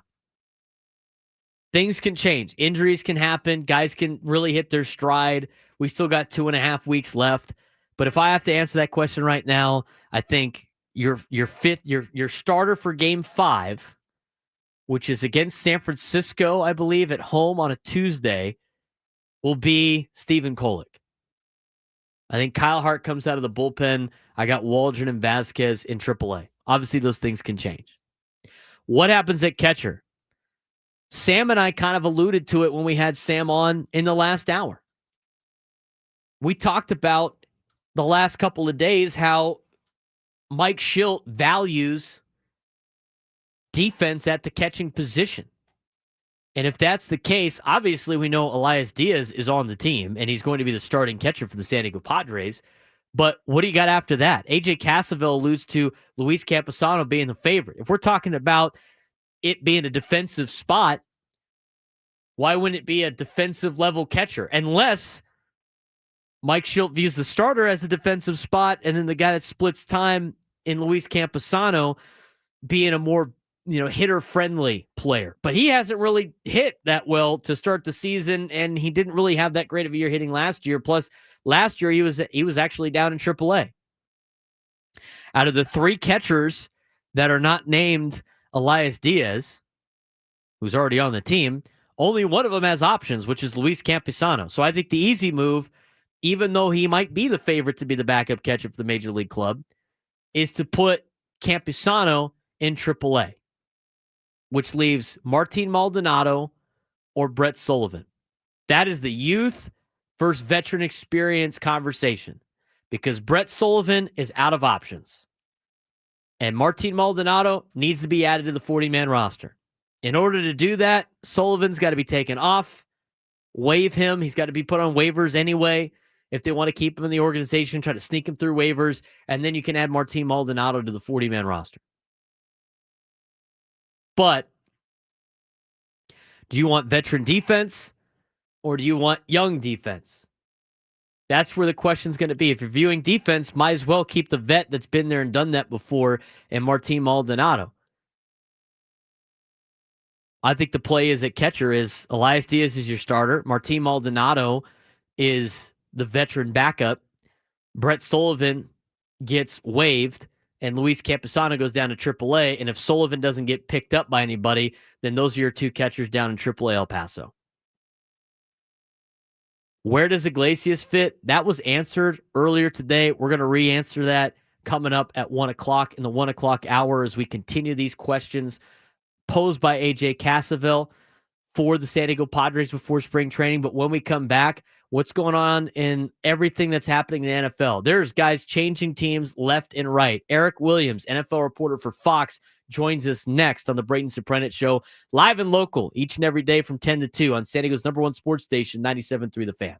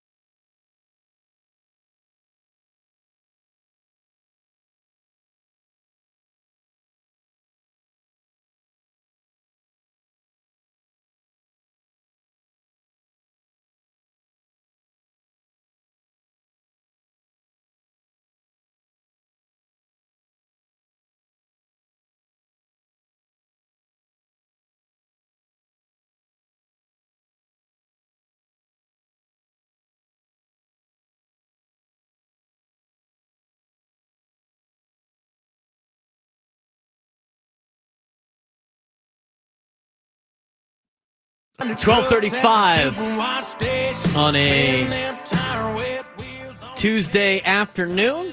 Talking a lot of Padres today. We're going to continue those 7 important questions with the Padres in the next hour, but we do got to talk about the National Football League and the chaos that has ensued with the NFL in the last couple of days with free agency and trades and everything going on throughout the NFL. And there's no better man to talk to about everything happening in the National Football League, quite like Eric Williams, who is an NFL reporter for Fox. He also has a Pro Football Hall of Fame vote, a longtime friend and colleague. Appreciate Eric Williams joining us today. Eric, what's going on? Just trying to track all this free agency stuff. Thanks for having me. I appreciate it. Thanks for taking the time in between. I'll let you know if anything else goes down, I guess, during this particular time. But got a lot of moving parts in the National Football League right now, and a lot of quarterbacks are moving all over the place. Everybody's trying to find a quarterback to help them get to the Super Bowl. Geno Smith got traded to Las Vegas. They replaced him with Sam Darnold. Daniel Jones got an offer earlier today. I mean, you got a lot of different players that are in that mid-tier category or just outside the elite category making a lot of moves. What can you tell us about this kind of quarterback carousel that's been going on? Yeah, you're right. And it really started during the combine the previous week with Matthew Stafford. The Rams allowed him to go out there and kind of shop his services a little bit, see what his market was. A couple teams obviously were interested. The Raiders were one of those. The Giants were the other one. And then ultimately, Stafford decided to come back and stay with the Rams. And then once those teams knew that they couldn't get Stafford, as you mentioned, the Raiders made the move to get Geno Smith into the fold. Obviously, the relationship with Pete Carroll had a lot to do with that. Wanted to bring somebody in there as I think kind of a bridge quarterback for the next couple years, and then see if they are, going to draft somebody eventually to be the long-term answer. I think for me, out of all those moves that, have been out there, and we're still waiting to see where Aaron Rodgers ends up, where Russell Wilson ends up, looks like it's going to be Pittsburgh potentially, although, maybe Minnesota, potentially, depending on what happens with J.J. McCarthy. I'm interested to see what happens with Darnold in Seattle. I think, that move is about kind of resetting things. I had a chance to talk to Seahawks GM John Snyder at the Combine. He said he wanted to get back to the way they played, when he first got there in Seattle, and they made back-to-back Super Bowl appearances, winning the Super Bowl. Back then, their roster was built on running the football and having a fast, explosive defense that was able to make game-changing plays. And so they're trying to get back to that kind of mentality and mindset, and we'll see if Darnold is the answer in terms of quarterback up there in the Pacific Northwest. Is there any concern about Darnold in the sense of, he finally he got to play to the level that a lot of people expected him to play at when he was drafted out of college, and obviously the journey that he has had has been with some organizations that haven't been able to really support him too much. He goes and plays for Kevin O'Connell right after Kirk Cousins kind of does the exact same thing. Obviously, Cousins got hurt, but wasn't that great in Atlanta. Is there a little bit of concern for Seattle that, and maybe it's a risk that Darnold was just a product of his environment, or do the Seattle Seahawks probably think that he could go out there and replicate what he did last year? No, I think you're right. I think there is a little bit of concern and a little bit of risk. You saw how Darnold played in his final 2 games with Minnesota. Both of them were losses. Both of them were high leverage situations. Against the Lions, it was the final game of the regular season. They had a chance to be the number 1 seed. He did not play well. And then on the road against the Rams, when they moved the game to Arizona, he again struggled in that game, and that game really wasn't close. I was on hand for that game. And so you're right. I think that's reflected in the contract that he got. He played MVP caliber football really for most of the season, but he ends up with a 3-year, $100 million deal. But really, it's a 2-year, $55 million deal. That's the guaranteed portion of that contract. So Seattle's able to get out of that contract after a couple years. And then I think they tried to put guardrails in place so that he could play the same he did the year previous with Kevin O'Connell. They bring in Clay Kubiak, who he's familiar with. Darnold was with San Francisco in 2023 when Kubiak was their passing game coordinator. They're going to, again, rely heavily on running the football. It's going to be a zone-based running attack, similar to what Seattle did early on when Pete was there. So he's not going to be dropping back, 40, 45 times a game. But the one concerning thing, I think, if you're Donald is, they traded away DK Metcalf. They cut Tyler Lockett. So there's one receivers, Jackson Smith and Jigba. They have to do a good job in free agency and draft and adding playmakers to make his job easier. That's one of the reasons he was so successful in Minnesota is he had Justin Jefferson, he had Jordan Addison. They had a pretty good offensive line. There were pieces around him, and so he could kind of just be a distributor in the offense. And I think that's what Seattle wants to build there with Darnold at the forefront of that offense.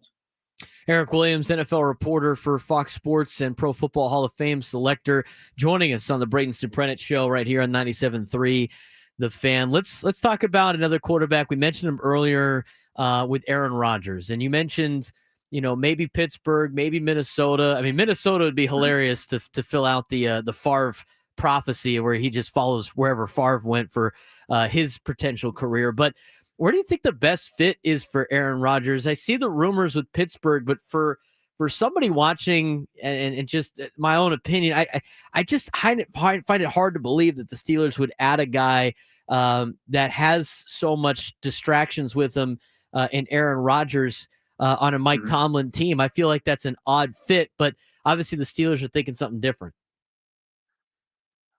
I think the one thing, and I think you're right, just because, Aaron Rodgers is going to be Aaron Rodgers, but Mike Tomlin is such a strong personality as a head coach. I think one of his strengths is he's able to handle unique personalities and just be kind of the commander ahead of that team. I mean, he got AB to play to his full potential, and then we saw what happened when he left and went to other teams. So I think it could work there. The other reason I think it could work in Pittsburgh is they have playmakers. DK is there, George Pickens is there, so he has some guys on the perimeter that are good getting deep down the field, and he's good throwing the deep ball. And they are going to be a team that leans on their defense and running the football, so he's not going to be asked again to go there and lead that offense. I think he'll be asked more to be a distributor in that offense, similar to Peyton Manning when he was with Denver during his final couple of years in the NFL. Former friend of Aaron Rodgers, probably still a friend, Davante Adams, who had fallen around to a handful of spots. He made his decision before in going to Los Angeles. That really adds another playmaker for the Rams, who had decided to not bring back Cooper Kupp. How much of an impact will Davante Adams have for the Los Angeles Rams, obviously coming off of a frustrating season with New York?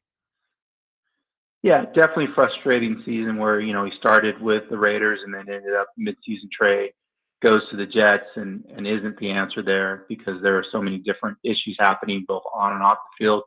But still, when you look at what he did, he put up decent numbers, 85 receptions for over 1,000 yards, 8 touchdowns. With Puka being the number one receiver with the Rams, I don't see him having quite that much production, but I do feel like he's going to be effective as the number 2 receiver in that offense. I think with Sean McVay, he does a great job of scheming guys open. I think Davante's still an elite route runner. Maybe he doesn't have that elite top end speed that he had earlier in his career. So he'll be able to get open in that offense. I still think they need to add more playmakers to help Stafford, particularly a pass catching tight end. Tyler Higbee's getting a little bit long in the tooth. But they're also a team that's going to run the football. And really, when you look at the Rams, they're led by their defense. I mean, that was the unit that carried them, throughout the season, particularly their ability to get after the passer in terms of the pass rush with Jared Verse and Braden Fisk and Kobe Turner. I think the one move that maybe isn't being talked about enough when you talk about the Rams is them getting Puna forward from the Chargers and bringing him over there. You watch them really struggle to stop the run at times. Saquon Barkley ran up and down the field against them. The Cardinals had some early season success against that defense, but Puna Ford is a run-stuffing defensive tackle, similar to Brandon Meebang when he played in that Legion of Boom defense. And Puna's a guy that played in Seattle for 5 years, so I'm familiar with his game. I think he's going to really elevate their run defense and add a different dimension to what they do defensively. Here with Eric Williams, NFL reporter and Pro Football Hall of Fame selector, as he reports for Fox Sports, joining us on the Braden Surprenant show. Eric, a couple of things with Cleveland. We did see some reports earlier today, and I don't want to catch you off guard, but I'm just going to ask you a question, a sense of if it's a fit or does it make sense. Some Browns reporters are reporting that they might be interested in trying to acquire Kirk Cousins from Atlanta. Yeah. I don't know if you think that is something that will work out, or do you think that's a fit? Obviously, they're trying to make things happen for Myles Garrett, which will be a separate question. I don't know if they have enough money to pay anybody else now that they pay, Garrett the kind of money that he's going to be making. He's going to be the highest paid quarterback in the league now once he inks that deal, which I think is a little over $40 million annually. They did make a trade for Kenny Pickett for a 5th round pick, so that gives them another quarterback in the room. Obviously, Deshaun Watson is coming back from tearing his Achilles twice, and is probably, I would imagine, not going to be able to play next year. I think it makes some sense. Kirk Cousins knows that offense and could come in and transition pretty seamlessly. And then we saw what Flacco did a couple years ago, was able to lead that team to the postseason. So I think if they just get, competent quarterback play, they can compete in that division. I think a lot of it depends on what Atlanta's going to do, if they're going to try to trade Kirk or if they're just going to release him. If they release Kirk, I think it makes a whole lot of sense, because essentially they're going to get him for the vet minimum if you're Cleveland and they don't have a lot of money to spend. I don't know if they would be willing to give up draft capital, particularly after giving up a late round pick, for Pickett. But I think in terms of just fit, I think it makes a whole lot of sense. Last question I got for you, Eric. Obviously we kind of covered the Myles Garrett situation mixed in with that answer with the Browns. I have a feeling, and this is just my own opinion, I feel like Washington is really putting together a lot of good moves here in free agency, building around their young quarterback. They went and got Laramie Tunsil from Houston. They add a weapon in Deebo Samuel. I feel like they've had probably one of the best off seasons so far. But would you agree with that? And also, what are the other teams that you think have really gone out there and added to where they've needed so far in free agency? Yeah, I think you're right. I think Washington understands that their Super Bowl window is open right now with having Jaden Daniels on that rookie deal. So they went out and made some big trades to bring in impact players. They also re-signed Bobby Wagner and Zach Ertz, veteran guys that played well for them, last year and helped them get to that NFC Championship game. I think other teams that you have to look at is the Patriots. They're spending a lot of money right now. They add Milton Williams, the defensive tackle from the Philadelphia Eagles, bring in Harold Landry, who their coach is familiar with, having coached them with the Tennessee Titans. And so again, rookie quarterback and Drake May, they have a lot of cap space. They're able to make some moves and bring some players in to immediately change the culture. I like both what Washington and the Patriots have done so far. Yeah, Eric, when you got that young quarterback on a rookie deal, you got a lot more opportunity to go out there and spend some money and build around these players. And that's exactly what a lot of these teams have been doing. Eric, I really appreciate the time. Always great talking NFL football with you, and look forward to doing it again. Cool. That sounds good. Thanks, Grim, for having me. I appreciate it. Thanks again to Eric Williams joining us today on the Braden Surprenant show. It's good. The NFL right now is wild with the last couple of days. It's been great to see with the National Football League. I could have been talking to Eric for another 5 or 6 minutes. Didn't want to take up too much more of his time. But you look at some of the teams, and this is how it works out all the time in the NFL. It's best when you got guys under rookie deals at quarterback, unless you have a top performer that could carry your team like a Patrick Mahomes, because of the way the salary cap plays out. Look at the Philadelphia Eagles, who just won the Super Bowl. The Philadelphia Eagles have lost a lot of that great defense that they had. I think the biggest reason why the Eagles won the Super Bowl is because of the fact that they had the best defense and run-stopping defense in the NFL. That's why that's how you win, is you win in the trenches. And the Eagles have had great linemen on the offense and defensive side of the ball for the last couple of years. And they had a great defense last year. They've lost 4 players off that defense already that they can't afford because they're paying for other teams, paying for other players. You got organizations like the San Francisco 49ers. I mean, the Niners built things the right way. They went inside out. They built from the trenches out, and they had their windows, and now they've come to a decision they had to make on Brock Purdy, and they're letting a lot of guys go. I mean, they traded. They obviously Debo was looking for a new home. They let him go seek a trade. They traded with Washington, so Debo's now in our nation's capital with Daniels, and they let Juszczyk leave, and so now some of the pieces that really kept that Niners organization together, and a big reason why they were a contender, are gone, and so, because they're going to spend money on Brock Purdy, which I think is a mistake. I've always thought that was a mistake. I think Brock Purdy is good enough to win games as managed. Like, he's basically a game manager. But if he has to be the guy for the Niners, I don't think it's going to work out for San Francisco like that.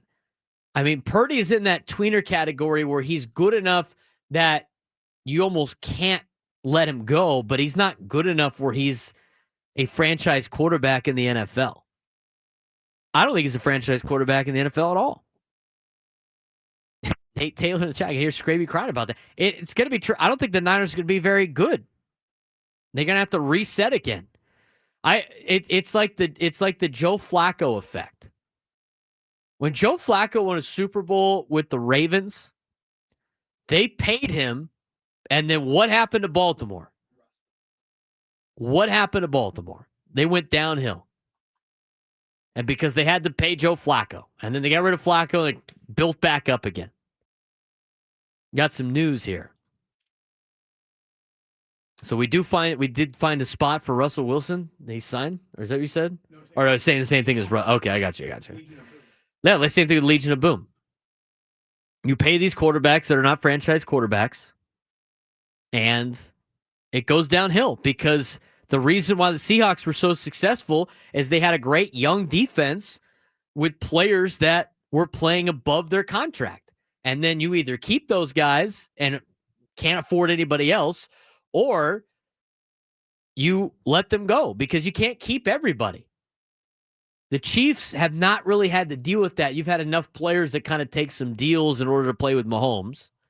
And Mahomes is also one of those players that he can make things happen at a high level. He could carry it. It's like the Tom Brady, like what Tom Brady was doing. Like Peyton Manning. Those elite level quarterbacks can make top dollar and still play. And teams can still play very well because guys will take pay cuts to go play for them. Or those players obviously make a lot of money in a lot of different avenues. Will take some pay. They will restructure their contract to get paid out in bonuses to free up cap space. Cowboys are doing that with Dak Prescott, but they're not really signing anybody else. I don't really know what the Dallas Cowboys are doing.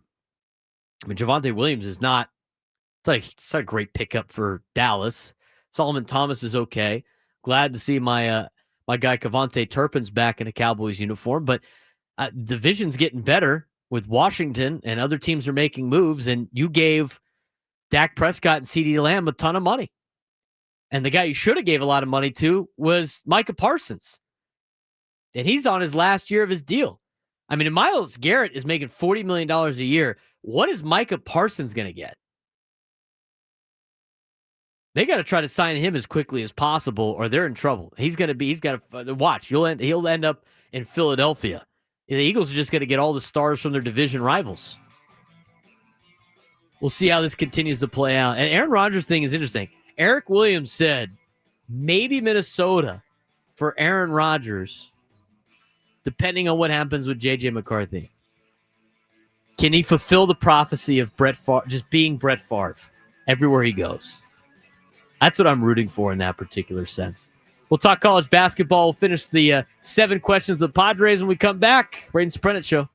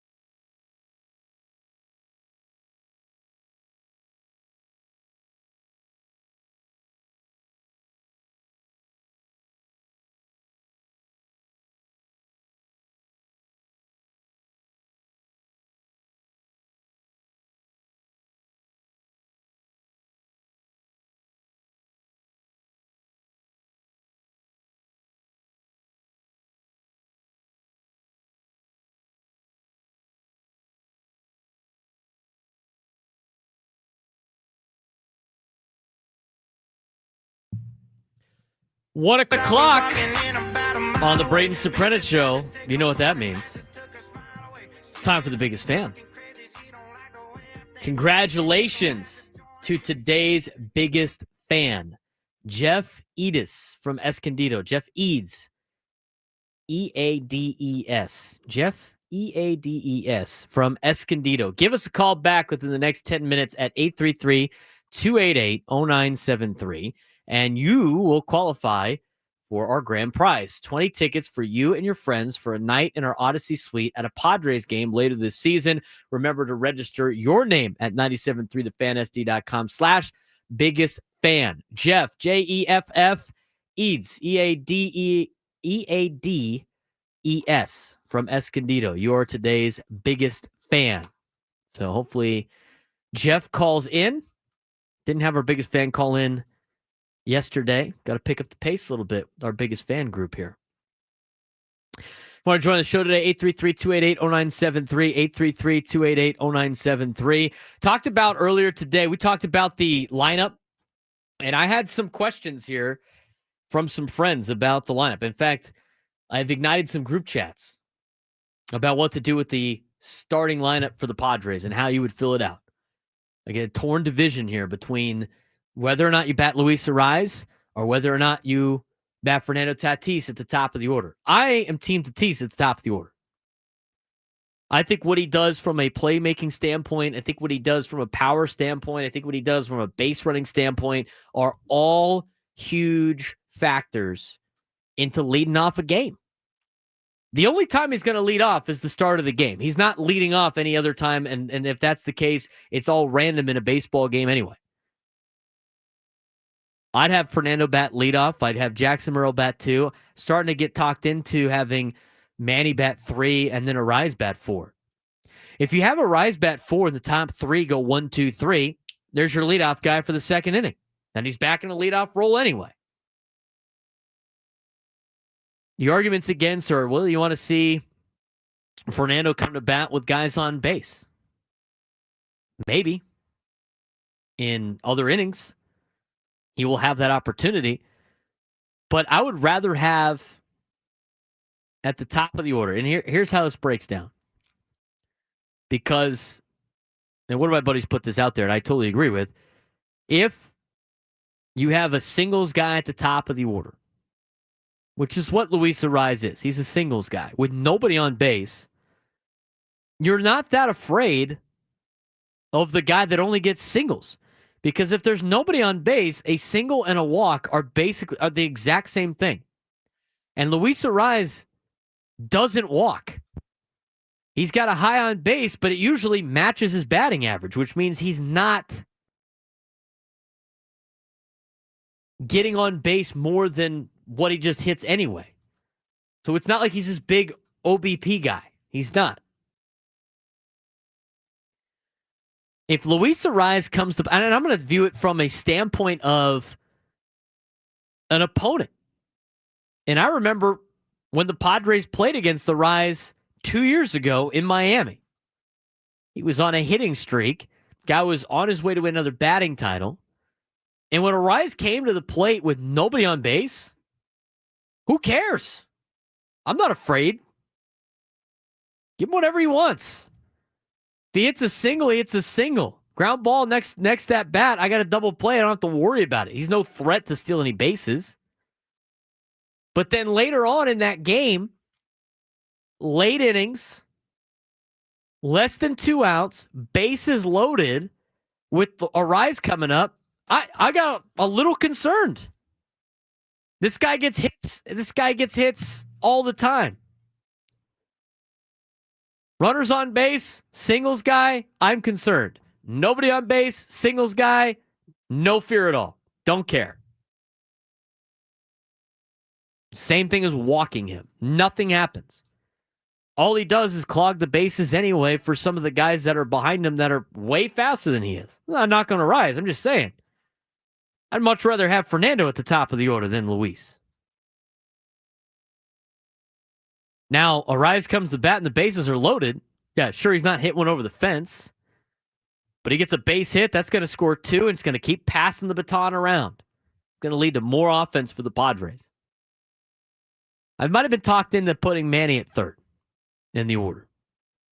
Fernando 1, Jackson 2, Manny 3, Arise 4.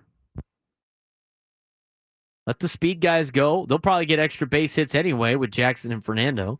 And if not, they can steal a bag so Manny doesn't hit into a double play.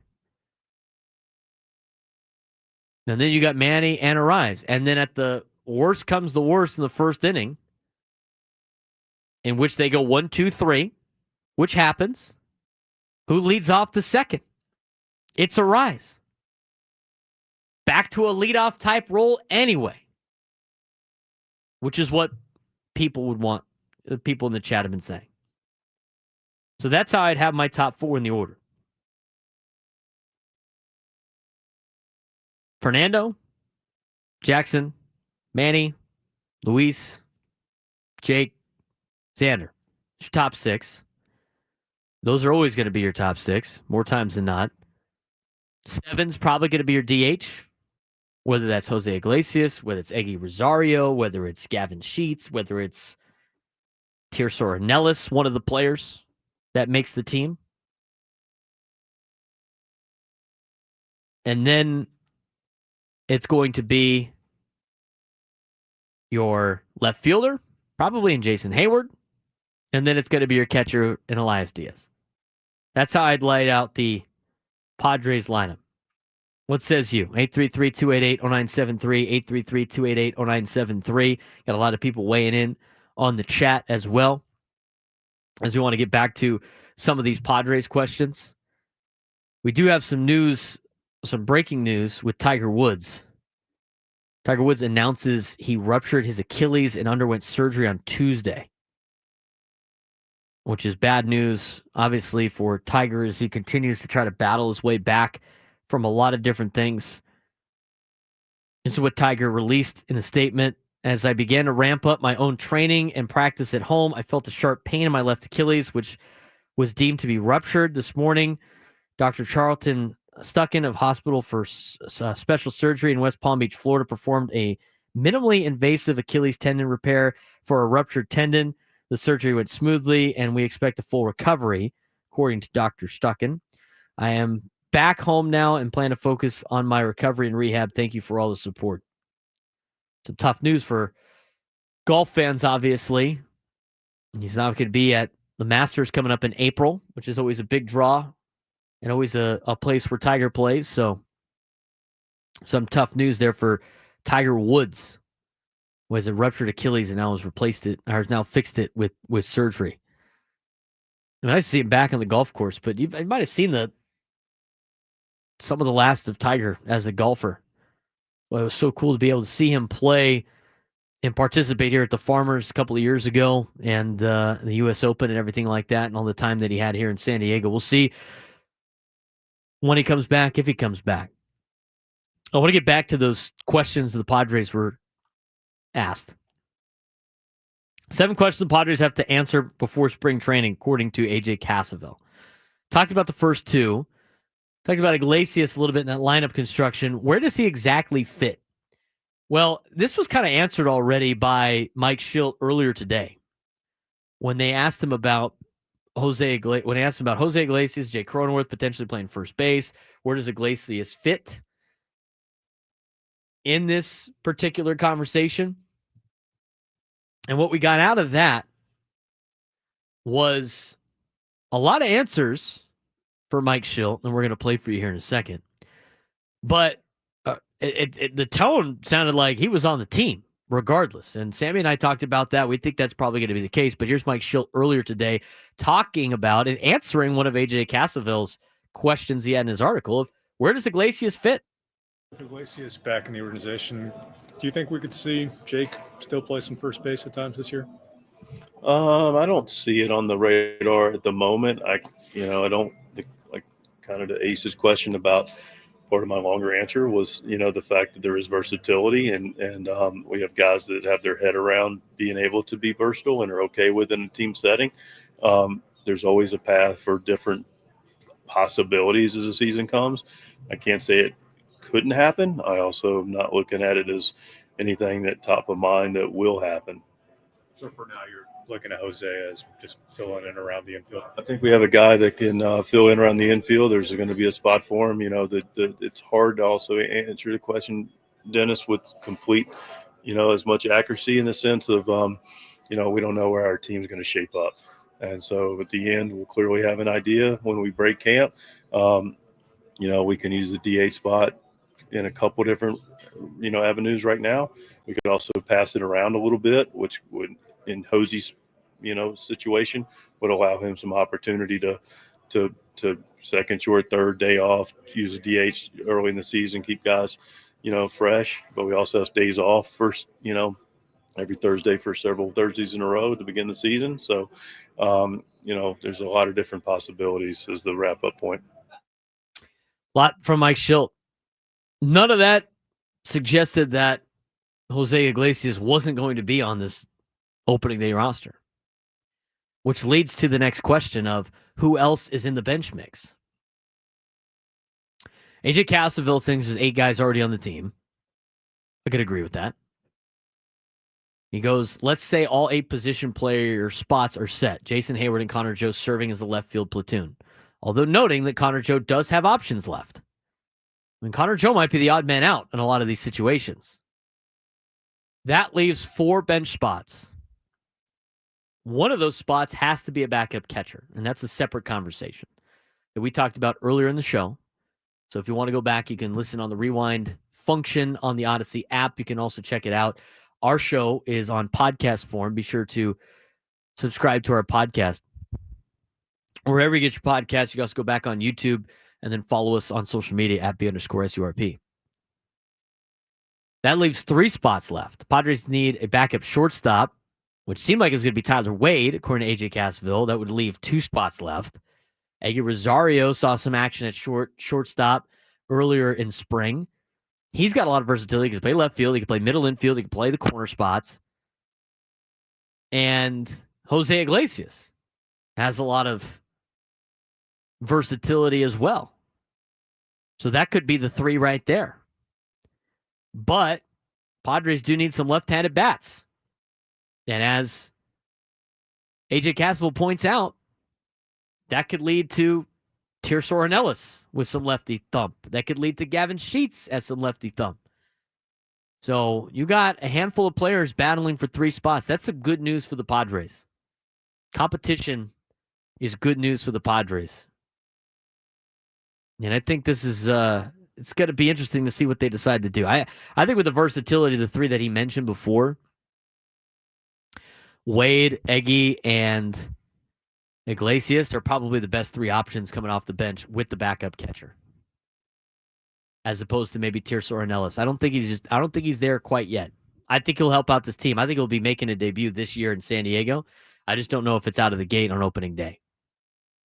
We'll talk more about that later on in the show. We do want to get you a championship preview of the NCAA conference tournaments this week. Some of them have already punched. Some of them will start today. Have already started. Some start tomorrow. Where are we at with UCSD and San Diego State? Who's more likely to win their particular conference tournaments? We'll get you the full preview when we come back. Braden Surprenant Show, live and local from 10 to 2 on San Diego's #1 sports station, 97.3 The Fan.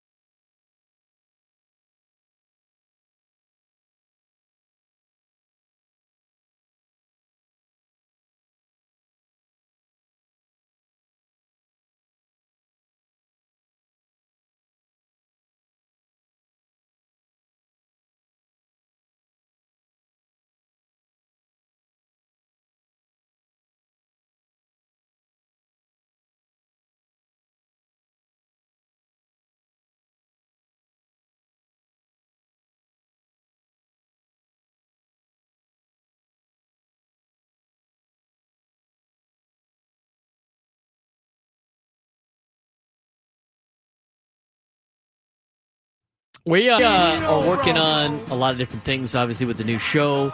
Thanks again for being a part of it the first couple of days. Really appreciate that.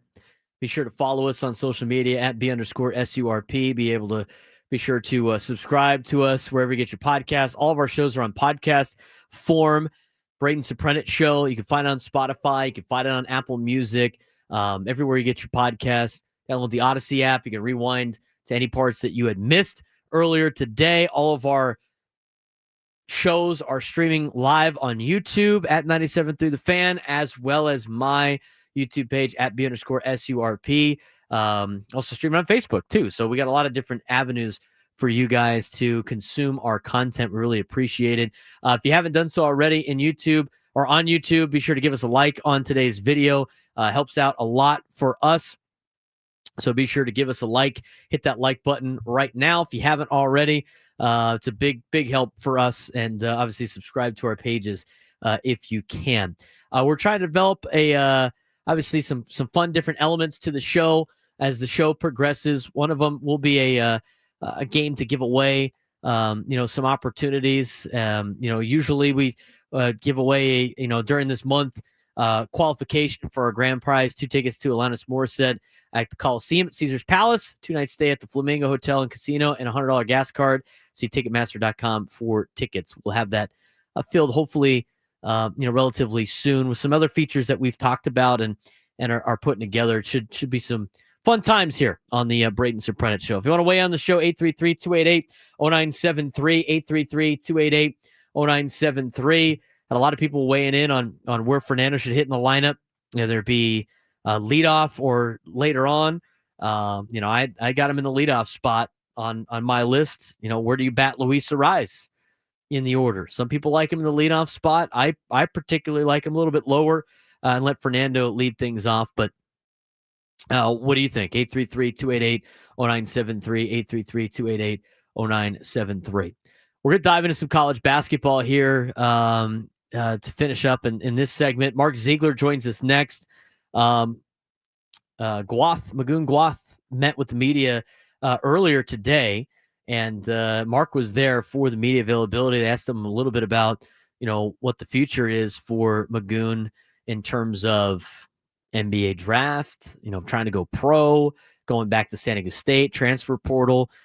So Mark will have some information on that, as well as how they're gearing up for their tournament in Vegas, the Mountain West tournament. 4-seeded Aztecs taking on the 5-seed Boise State Broncos coming up on Thursday. Very important game for San Diego State. They actually moved up in the latest bracketology by Joe Lunardi.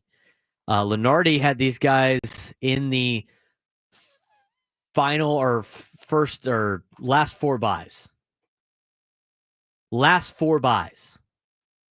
According to Joe Lunardi. They are the last team on the last 4 buys after last night. Obviously, there's a lot of things that need to potentially go their way a little bit, but as of right now, Lunardi has the Aztecs as the last 4 buy behind Baylor, Arkansas, and Utah State, another Mountain West school.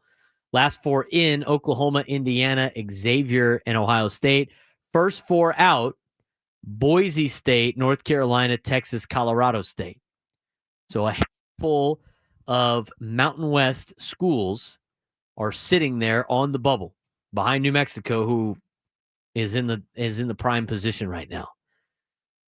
Boise State being one of the first 4 out and San Diego State being the last 4 buys. This is very much a important game for the Aztecs to win. I don't think they're officially in yet where you can kind of be comfortable on Selection Sunday, but getting this win over Boise State definitely helps out and goes a long way. In terms of the conference championships this week, this is what we got so far, and I'll get you a list of who to root for and against this week if you're a San Diego State and a UCSD fan. I don't think UCSD's got enough to potentially make it as an at-large. The biggest debates on Joe Lunardi's bubble is biggest at-large debates will come if VCU and or UC San Diego lose in conference tourneys. Do they have enough to potentially be a bubble team? I don't necessarily know if they do or not. The Big West, potentially without, right now with some of the bid thieves that might be out there, they're kind of insinuating that it isn't a one bid league, and maybe UCSD can make the team as the tournament as an at-large.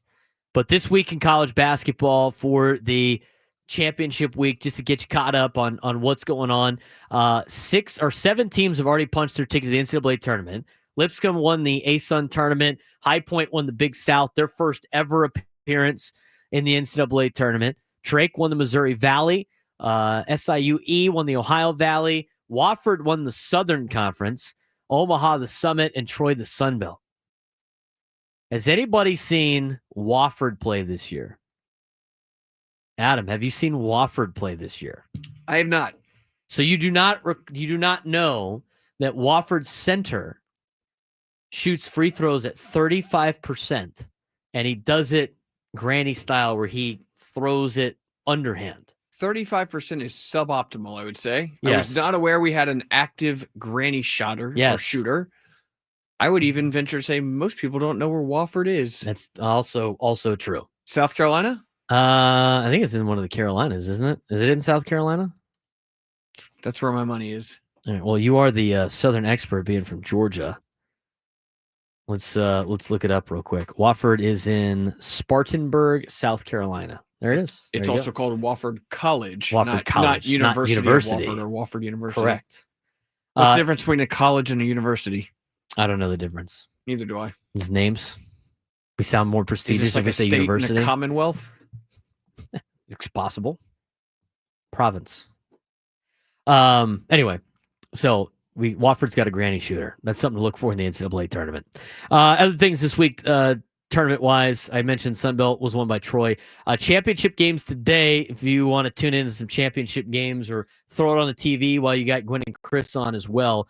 The CAA has a championship game today, Delaware and UNC Wilmington. That's a one-bid league. Don't have to worry about that particular contest. Youngstown State plays Robert Morris for the Horizon League Championship today at 4 o'clock.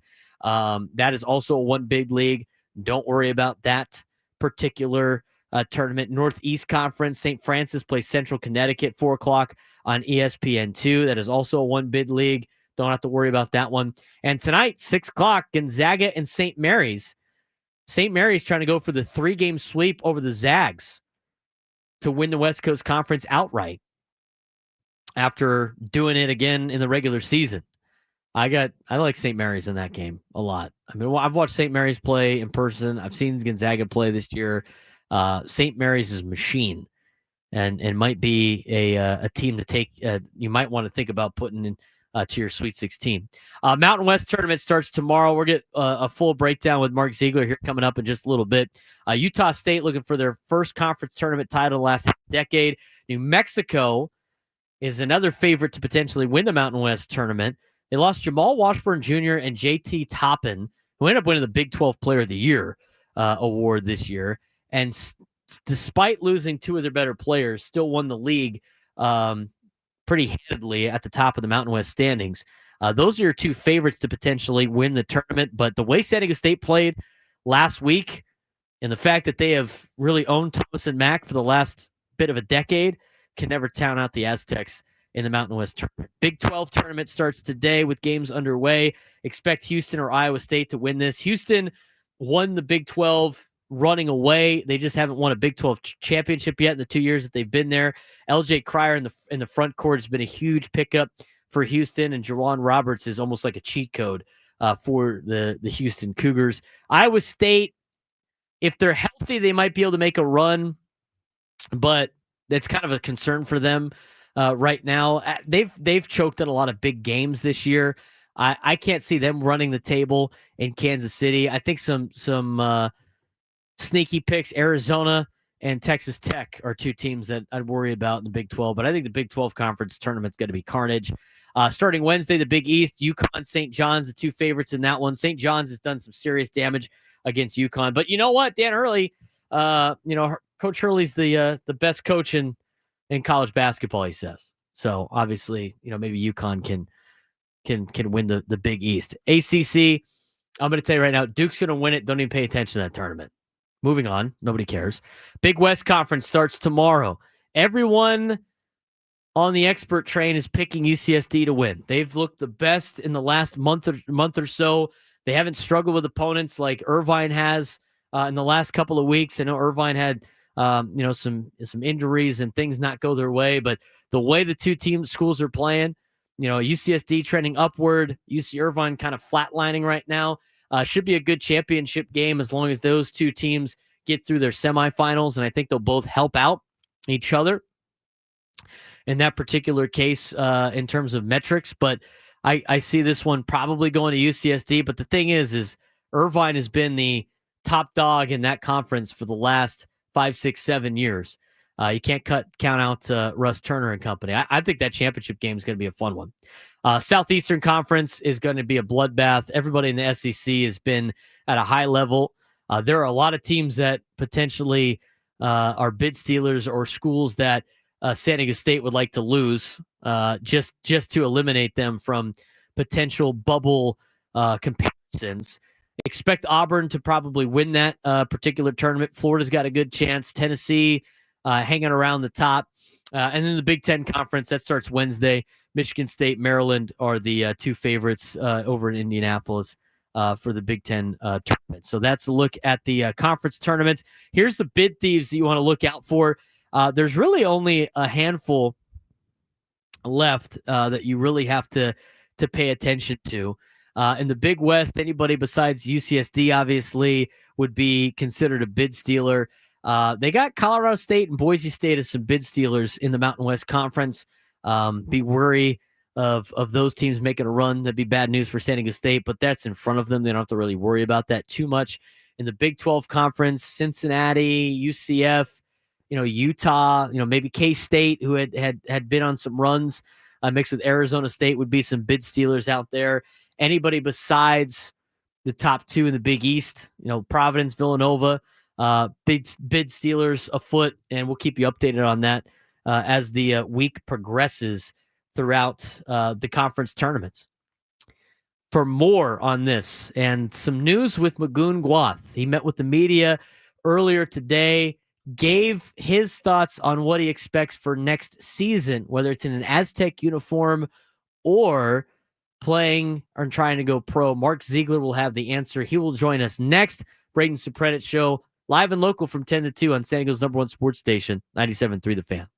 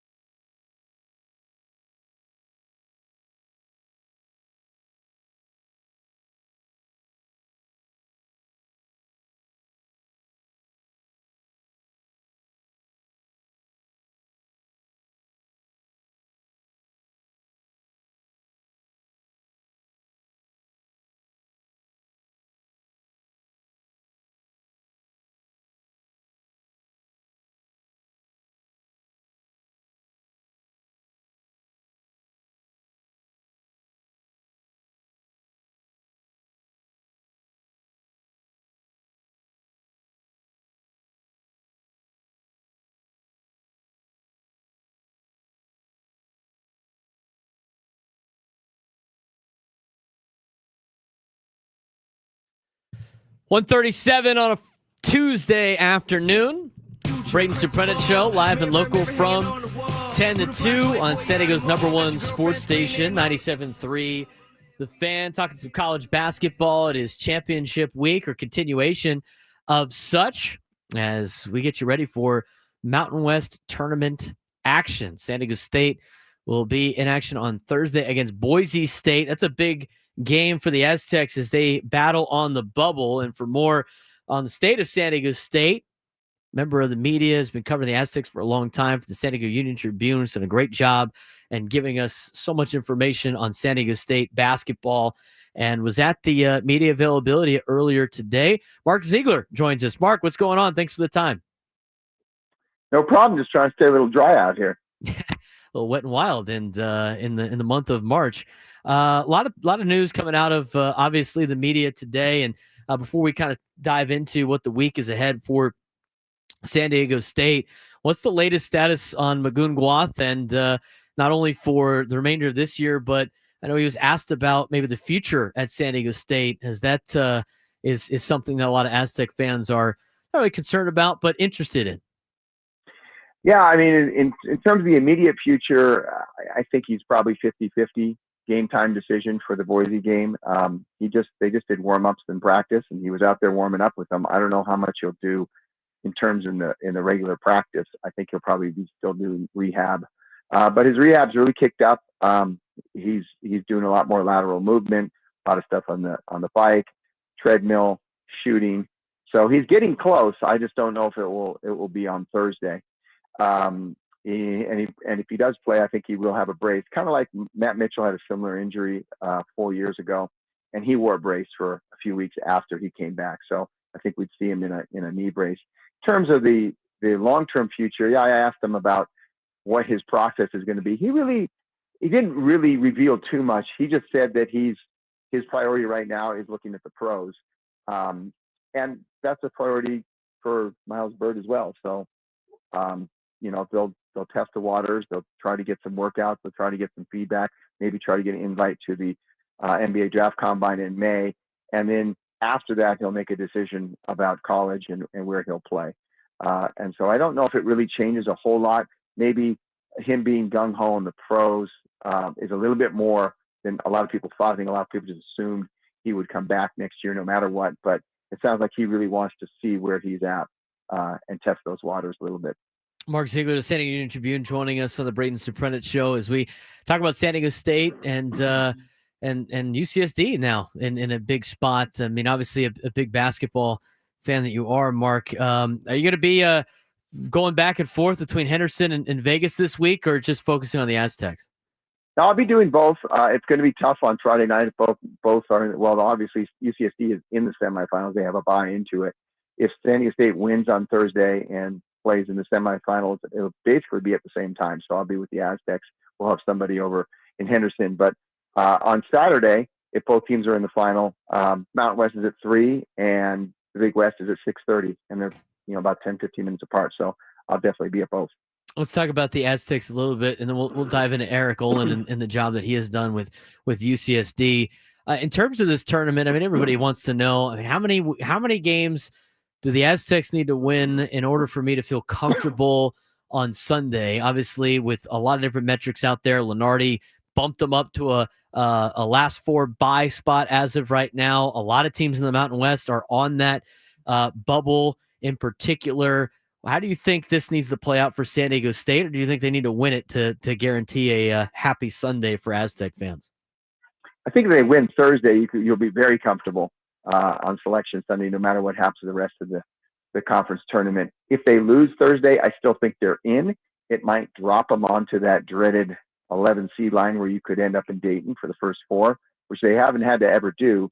But that's a possibility. There's a lot of factors like what are the other teams in the bubble doing in their conference tournaments, and also how many bid stealers are there. Right now there haven't been any, and there won't be one in the WCC since St. Mary's and Gonzaga, both tournament teams, are in that final tonight. And so if there aren't any bid stealers, and it doesn't look like there'll be a lot. Last year there were 5 that bumped 5 teams off the bubble. I think they're in, but you just never know until and that's Selection Sunday. But I don't think they need to win the conference tournament to get in the NCAA tournament. But a win Thursday, and they've been very good in quarterfinals. They have a long streak of winning those. They've won 2 against Boise already this year. And if they win the third, they're for sure in. San Diego State obviously opens up with Boise on the same side as New Mexico. Brian Dutcher talked about the potential semifinal being earlier, obviously helping them out. I mean, they've been there so many different times. They know the way the schedule plays out and how it affects their team.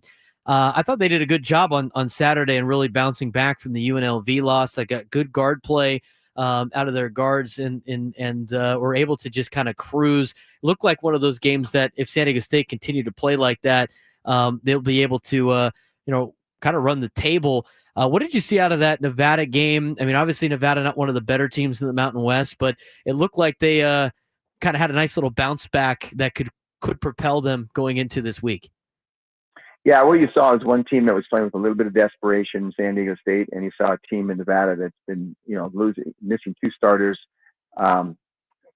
through injury, a couple other issues with the team, and having a really disappointing season. They were picked, I think, 3rd in the conference and finished 7th. And I don't want to say they gave up, but they didn't have much to play for, and there wasn't that kind of urgency. What you're going to see on Thursday is 2 teams with urgency, and definitely one in Boise State with a whole lot of desperation because their NCAA tournament hopes are dwindling after losing at home Colorado State. Some people still say they're in. I don't think they are. I don't think they are. And I think they think they have to win at least a couple games in the conference tournament to even have a shot at making the NCAA tournament, maybe even winning the whole thing. So you're going to see a different type of opponent than we saw Saturday. I mean, the Aztecs played very well. I think they would have won no matter what, probably no matter who they were playing on that night. But it's going to be a different animal on Thursday on a neutral floor against a motivated team. You mentioned a couple of teams in the Mountain West you thought were in, some of them are out. I mean, overall, how many bids do you think this Mountain West conference could potentially get in the NCAA tournament? I think 3. I don't think they'll go beyond that. And that's where it gets a little bit scary for San Diego State if they lose the first game and they're just sort of sitting there at the whim of everybody else. And if a Boise or a Colorado State or a UNLV who aren't in the tournament go on to win the conference tournament title, and then grab that automatic bid, that would mean they'd have to take 4 teams. And that happened last year. They had decided they were going to take 5 and they weren't going to take the 6th, which is New Mexico. New Mexico won the conference tournament and they took 6. And there was huge uproar from the Big East, which only got 3, and the ACC, which only got 4. Those are very, historically powerful and influential conferences. And they let the committee know about it. And I don't think they're going to do that again this year. So that would be the danger, is if they, if someone, is a bid stealer within that own league. New Mexico's going to make it. They're the regular season champions, but who's the next team that gets bumped out in San Diego State, or is it Utah State? And Utah State's metrics are falling off the table quickly. So it could be them if they lose early in the tournament, but it could be San Diego State. So that would be what I would watch for if San Diego State loses on Thursday. Mark Zeigler of San Diego Union Tribune, who covers San Diego State basketball, joining us on the Braden Surprenant Show here on a Tuesday. Transitioning from the Mountain West to the Big West, obviously with 3 D1 teams in town, a lot more to watch for San Diego, and UCSD has been on a really big role in the Big West. Obviously, the favorite with the number 1 seed. Are they in a position, do you think? I mean, I've looked at their metrics, and their best wins at Utah State, and then they got a win against Irvine. They got 2, at least according to the net, not very good losses, and are considered bad losses on the year. Is it win the Big West or bust? I know there's been some rumors that they might be good enough to sneak in if they lose to Irvine in the championship. But I would imagine in order for UCSD to make the tournament, they probably have to win the Big West tournament this weekend. Yeah, certainly to feel comfortable about it. I mean, right now, if they were selecting the teams today and they needed an at-large berth based on their metrics, they'd have an outside shot. They'd be in the conversation. The problem is all but 3 of their wins were against Quad 3 and Quad 4. That's the bottom of college basketball. They just haven't played, and they didn't. In fairness to them, they didn't try to schedule to get an at-large bid. That wasn't their intention. They were just trying to get ready for the Big West. It's historically a 1-bid league, and play well in the Big West, and then take your shot in the conference tournament to get into the NCAA tournament. And so they just didn't put together the type of non-conference schedule is the type of rigor that you would have to get in. And one of the key things for the selection committee, and one of the things year to year to year that they've always valued, is strength of schedule in the non-conference. San Diego State is 7th, and that's why they have such a good resume in their eyes. UCSD is like 241st, and so that's just probably not going to do it. And the other thing to remember is if they did lose, if they did need an at-large berth, that meant they lost in their conference tournament. Unless it's Irvine, and even if it's Irvine, it's not a great loss. And that would knock their metrics down a notch and probably knock them out. But you never know. Like I said, they'll be in the conversation, but I don't think they're feeling real comfortable about making this NCAA tournament if they don't win the Big West. In your opinion, I mean, you've watched a lot of, obviously, college basketball. We've seen UCSD go from D2 now to D1. Have you seen a more remarkable job than what Eric Olin has been able to do with that program in such a short amount of time at the D1 level? Oh, he is incredible. I mean, I know him pretty well, and I mean, he's a really, really good coach. And there's a lot of good coaches out there, but what he's really good at is understanding their level, understanding what their means and their resources are, and the type of players that he can fit into his system. He's not going to go out and get the 6'10" guy who can jump out of the gym. That's just not going to be it. He's not going to get a guy who looks like Miles Bird with that kind of length and athleticism and versatility. But what they figured out, and they figured out a perfect blueprint, is they'll go get a bunch of D2 guys, and they know D2 guys because they were in D2. And they got a lot of good players from D2 who played a lot of minutes in Division II in key situations for their teams. They were the guys they relied on, the go-to guys. You won and lost with these guys, and they felt that pressure at a lower level, but they still felt it, as opposed to a guy, at the end of a bench of a D1 team who never played. And so he took these guys, and they're a little bit undersized, and they're not very athletic. They don't look the part. If you see them in the airport, you don't think they're a basketball team. But man, can these guys play? They're old. They play to their system. They play a funky matchup zone that you don't face a lot, and so that teams struggle with it when they see it the first time. And it's just perfect for what they are. They don't have the kind of resources that other schools have, and it's going to be hard to sustain it going forward. But for this 1 year, everything clicked, and it's just a joy to watch. And people should, like I've been saying, enjoy this, because it's going to, just with the lack of resources they have up there, it's going to be really, really hard to sustain this going forward. And you might not ever see a year like this again there. Mark, I appreciate the time. You're going to be very busy this week going back and forth between Henderson and Vegas, even though it's kind of just one gigantic city out there in the desert. Enjoy the time. I know you will. And thanks again. We really appreciate the time. Yep, my pleasure. I'll talk to you guys. And Mark Zeigler joining us on the Braden Surprenant Show. Big thanks to him, as always. Always get a lot of good information out of Mark. Really great to see the Division I basketball teams in town doing really well. And it's not only the Division I teams. Point Loma Nazarene has done a great job in men's and women's basketball this year also, both making their NCAA tournament in D2. I think the men are hosting, if I'm not mistaken, which is great. Just got to get USD going along here, and we got a nice little college basketball corner of the country here in San Diego.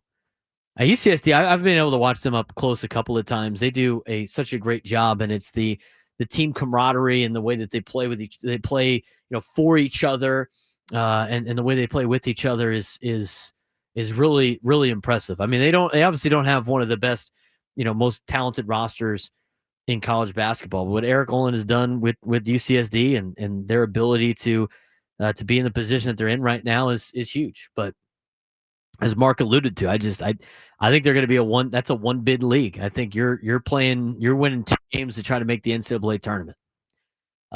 It'd be cool for San Diego to have 2 San Diego teams in the NCAA tournament, but it's going to be probably Irvine or UCSD in that final game for the Big West, and that's going to be a fun contest on over the weekend. So we'll see what happens in the Big West tournament. Obviously, that will get underway tomorrow. Mountain West tournament gets underway tomorrow as part of championship week.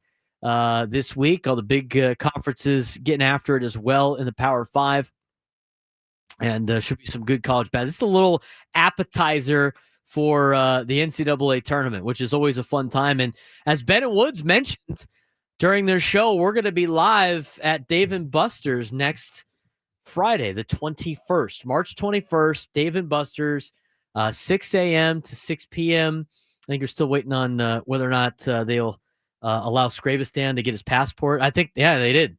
They're going to let Scraby leave Scrabistan and join us at Dave & Buster's for his show, too. So we're going to go Ben and Woods into the Braden Surprenant show, into Gwen and Chris, into the Scraby show, all on March 21st, all day long for NCAA tournament action. Hopefully we got some of the San Diego teams competing on the Friday. I think San Diego State's could be in the tournament if they win, which is great. If UCSD wins, that's also good. Hopefully they play on a Friday, Sunday instead of a Thursday, Saturday group. That'd be best case scenario for us here at the station. But come out, come watch college basketball with us. The games get underway very early in the morning, and so we'll have wall-to-wall coverage of the NCAA tournament. Can I give a quick update from Padres spring training? Yes. Sam Levitt tweets, Xander Bogaerts with a hard hit double down the left field line, 109 miles per hour off the bat off of White Sox righty Jordan Cannon. Bogaerts' first extra base hit of the spring. There we go. Got to be nice if he had a big year. Be so nice if he had a big year. Followed by an RBI single from Jason Hayward. Wow, bottom of the order, turning things around. Go. I'll do it for me. Coming up next, Gwen and Chris. With Gwen and Chris, thanks again for tuning in. Follow us on social media at B_SURP. We'll see you guys tomorrow. Braden Surprenant Show, saying it's our one sports station, 97.3 The Fan.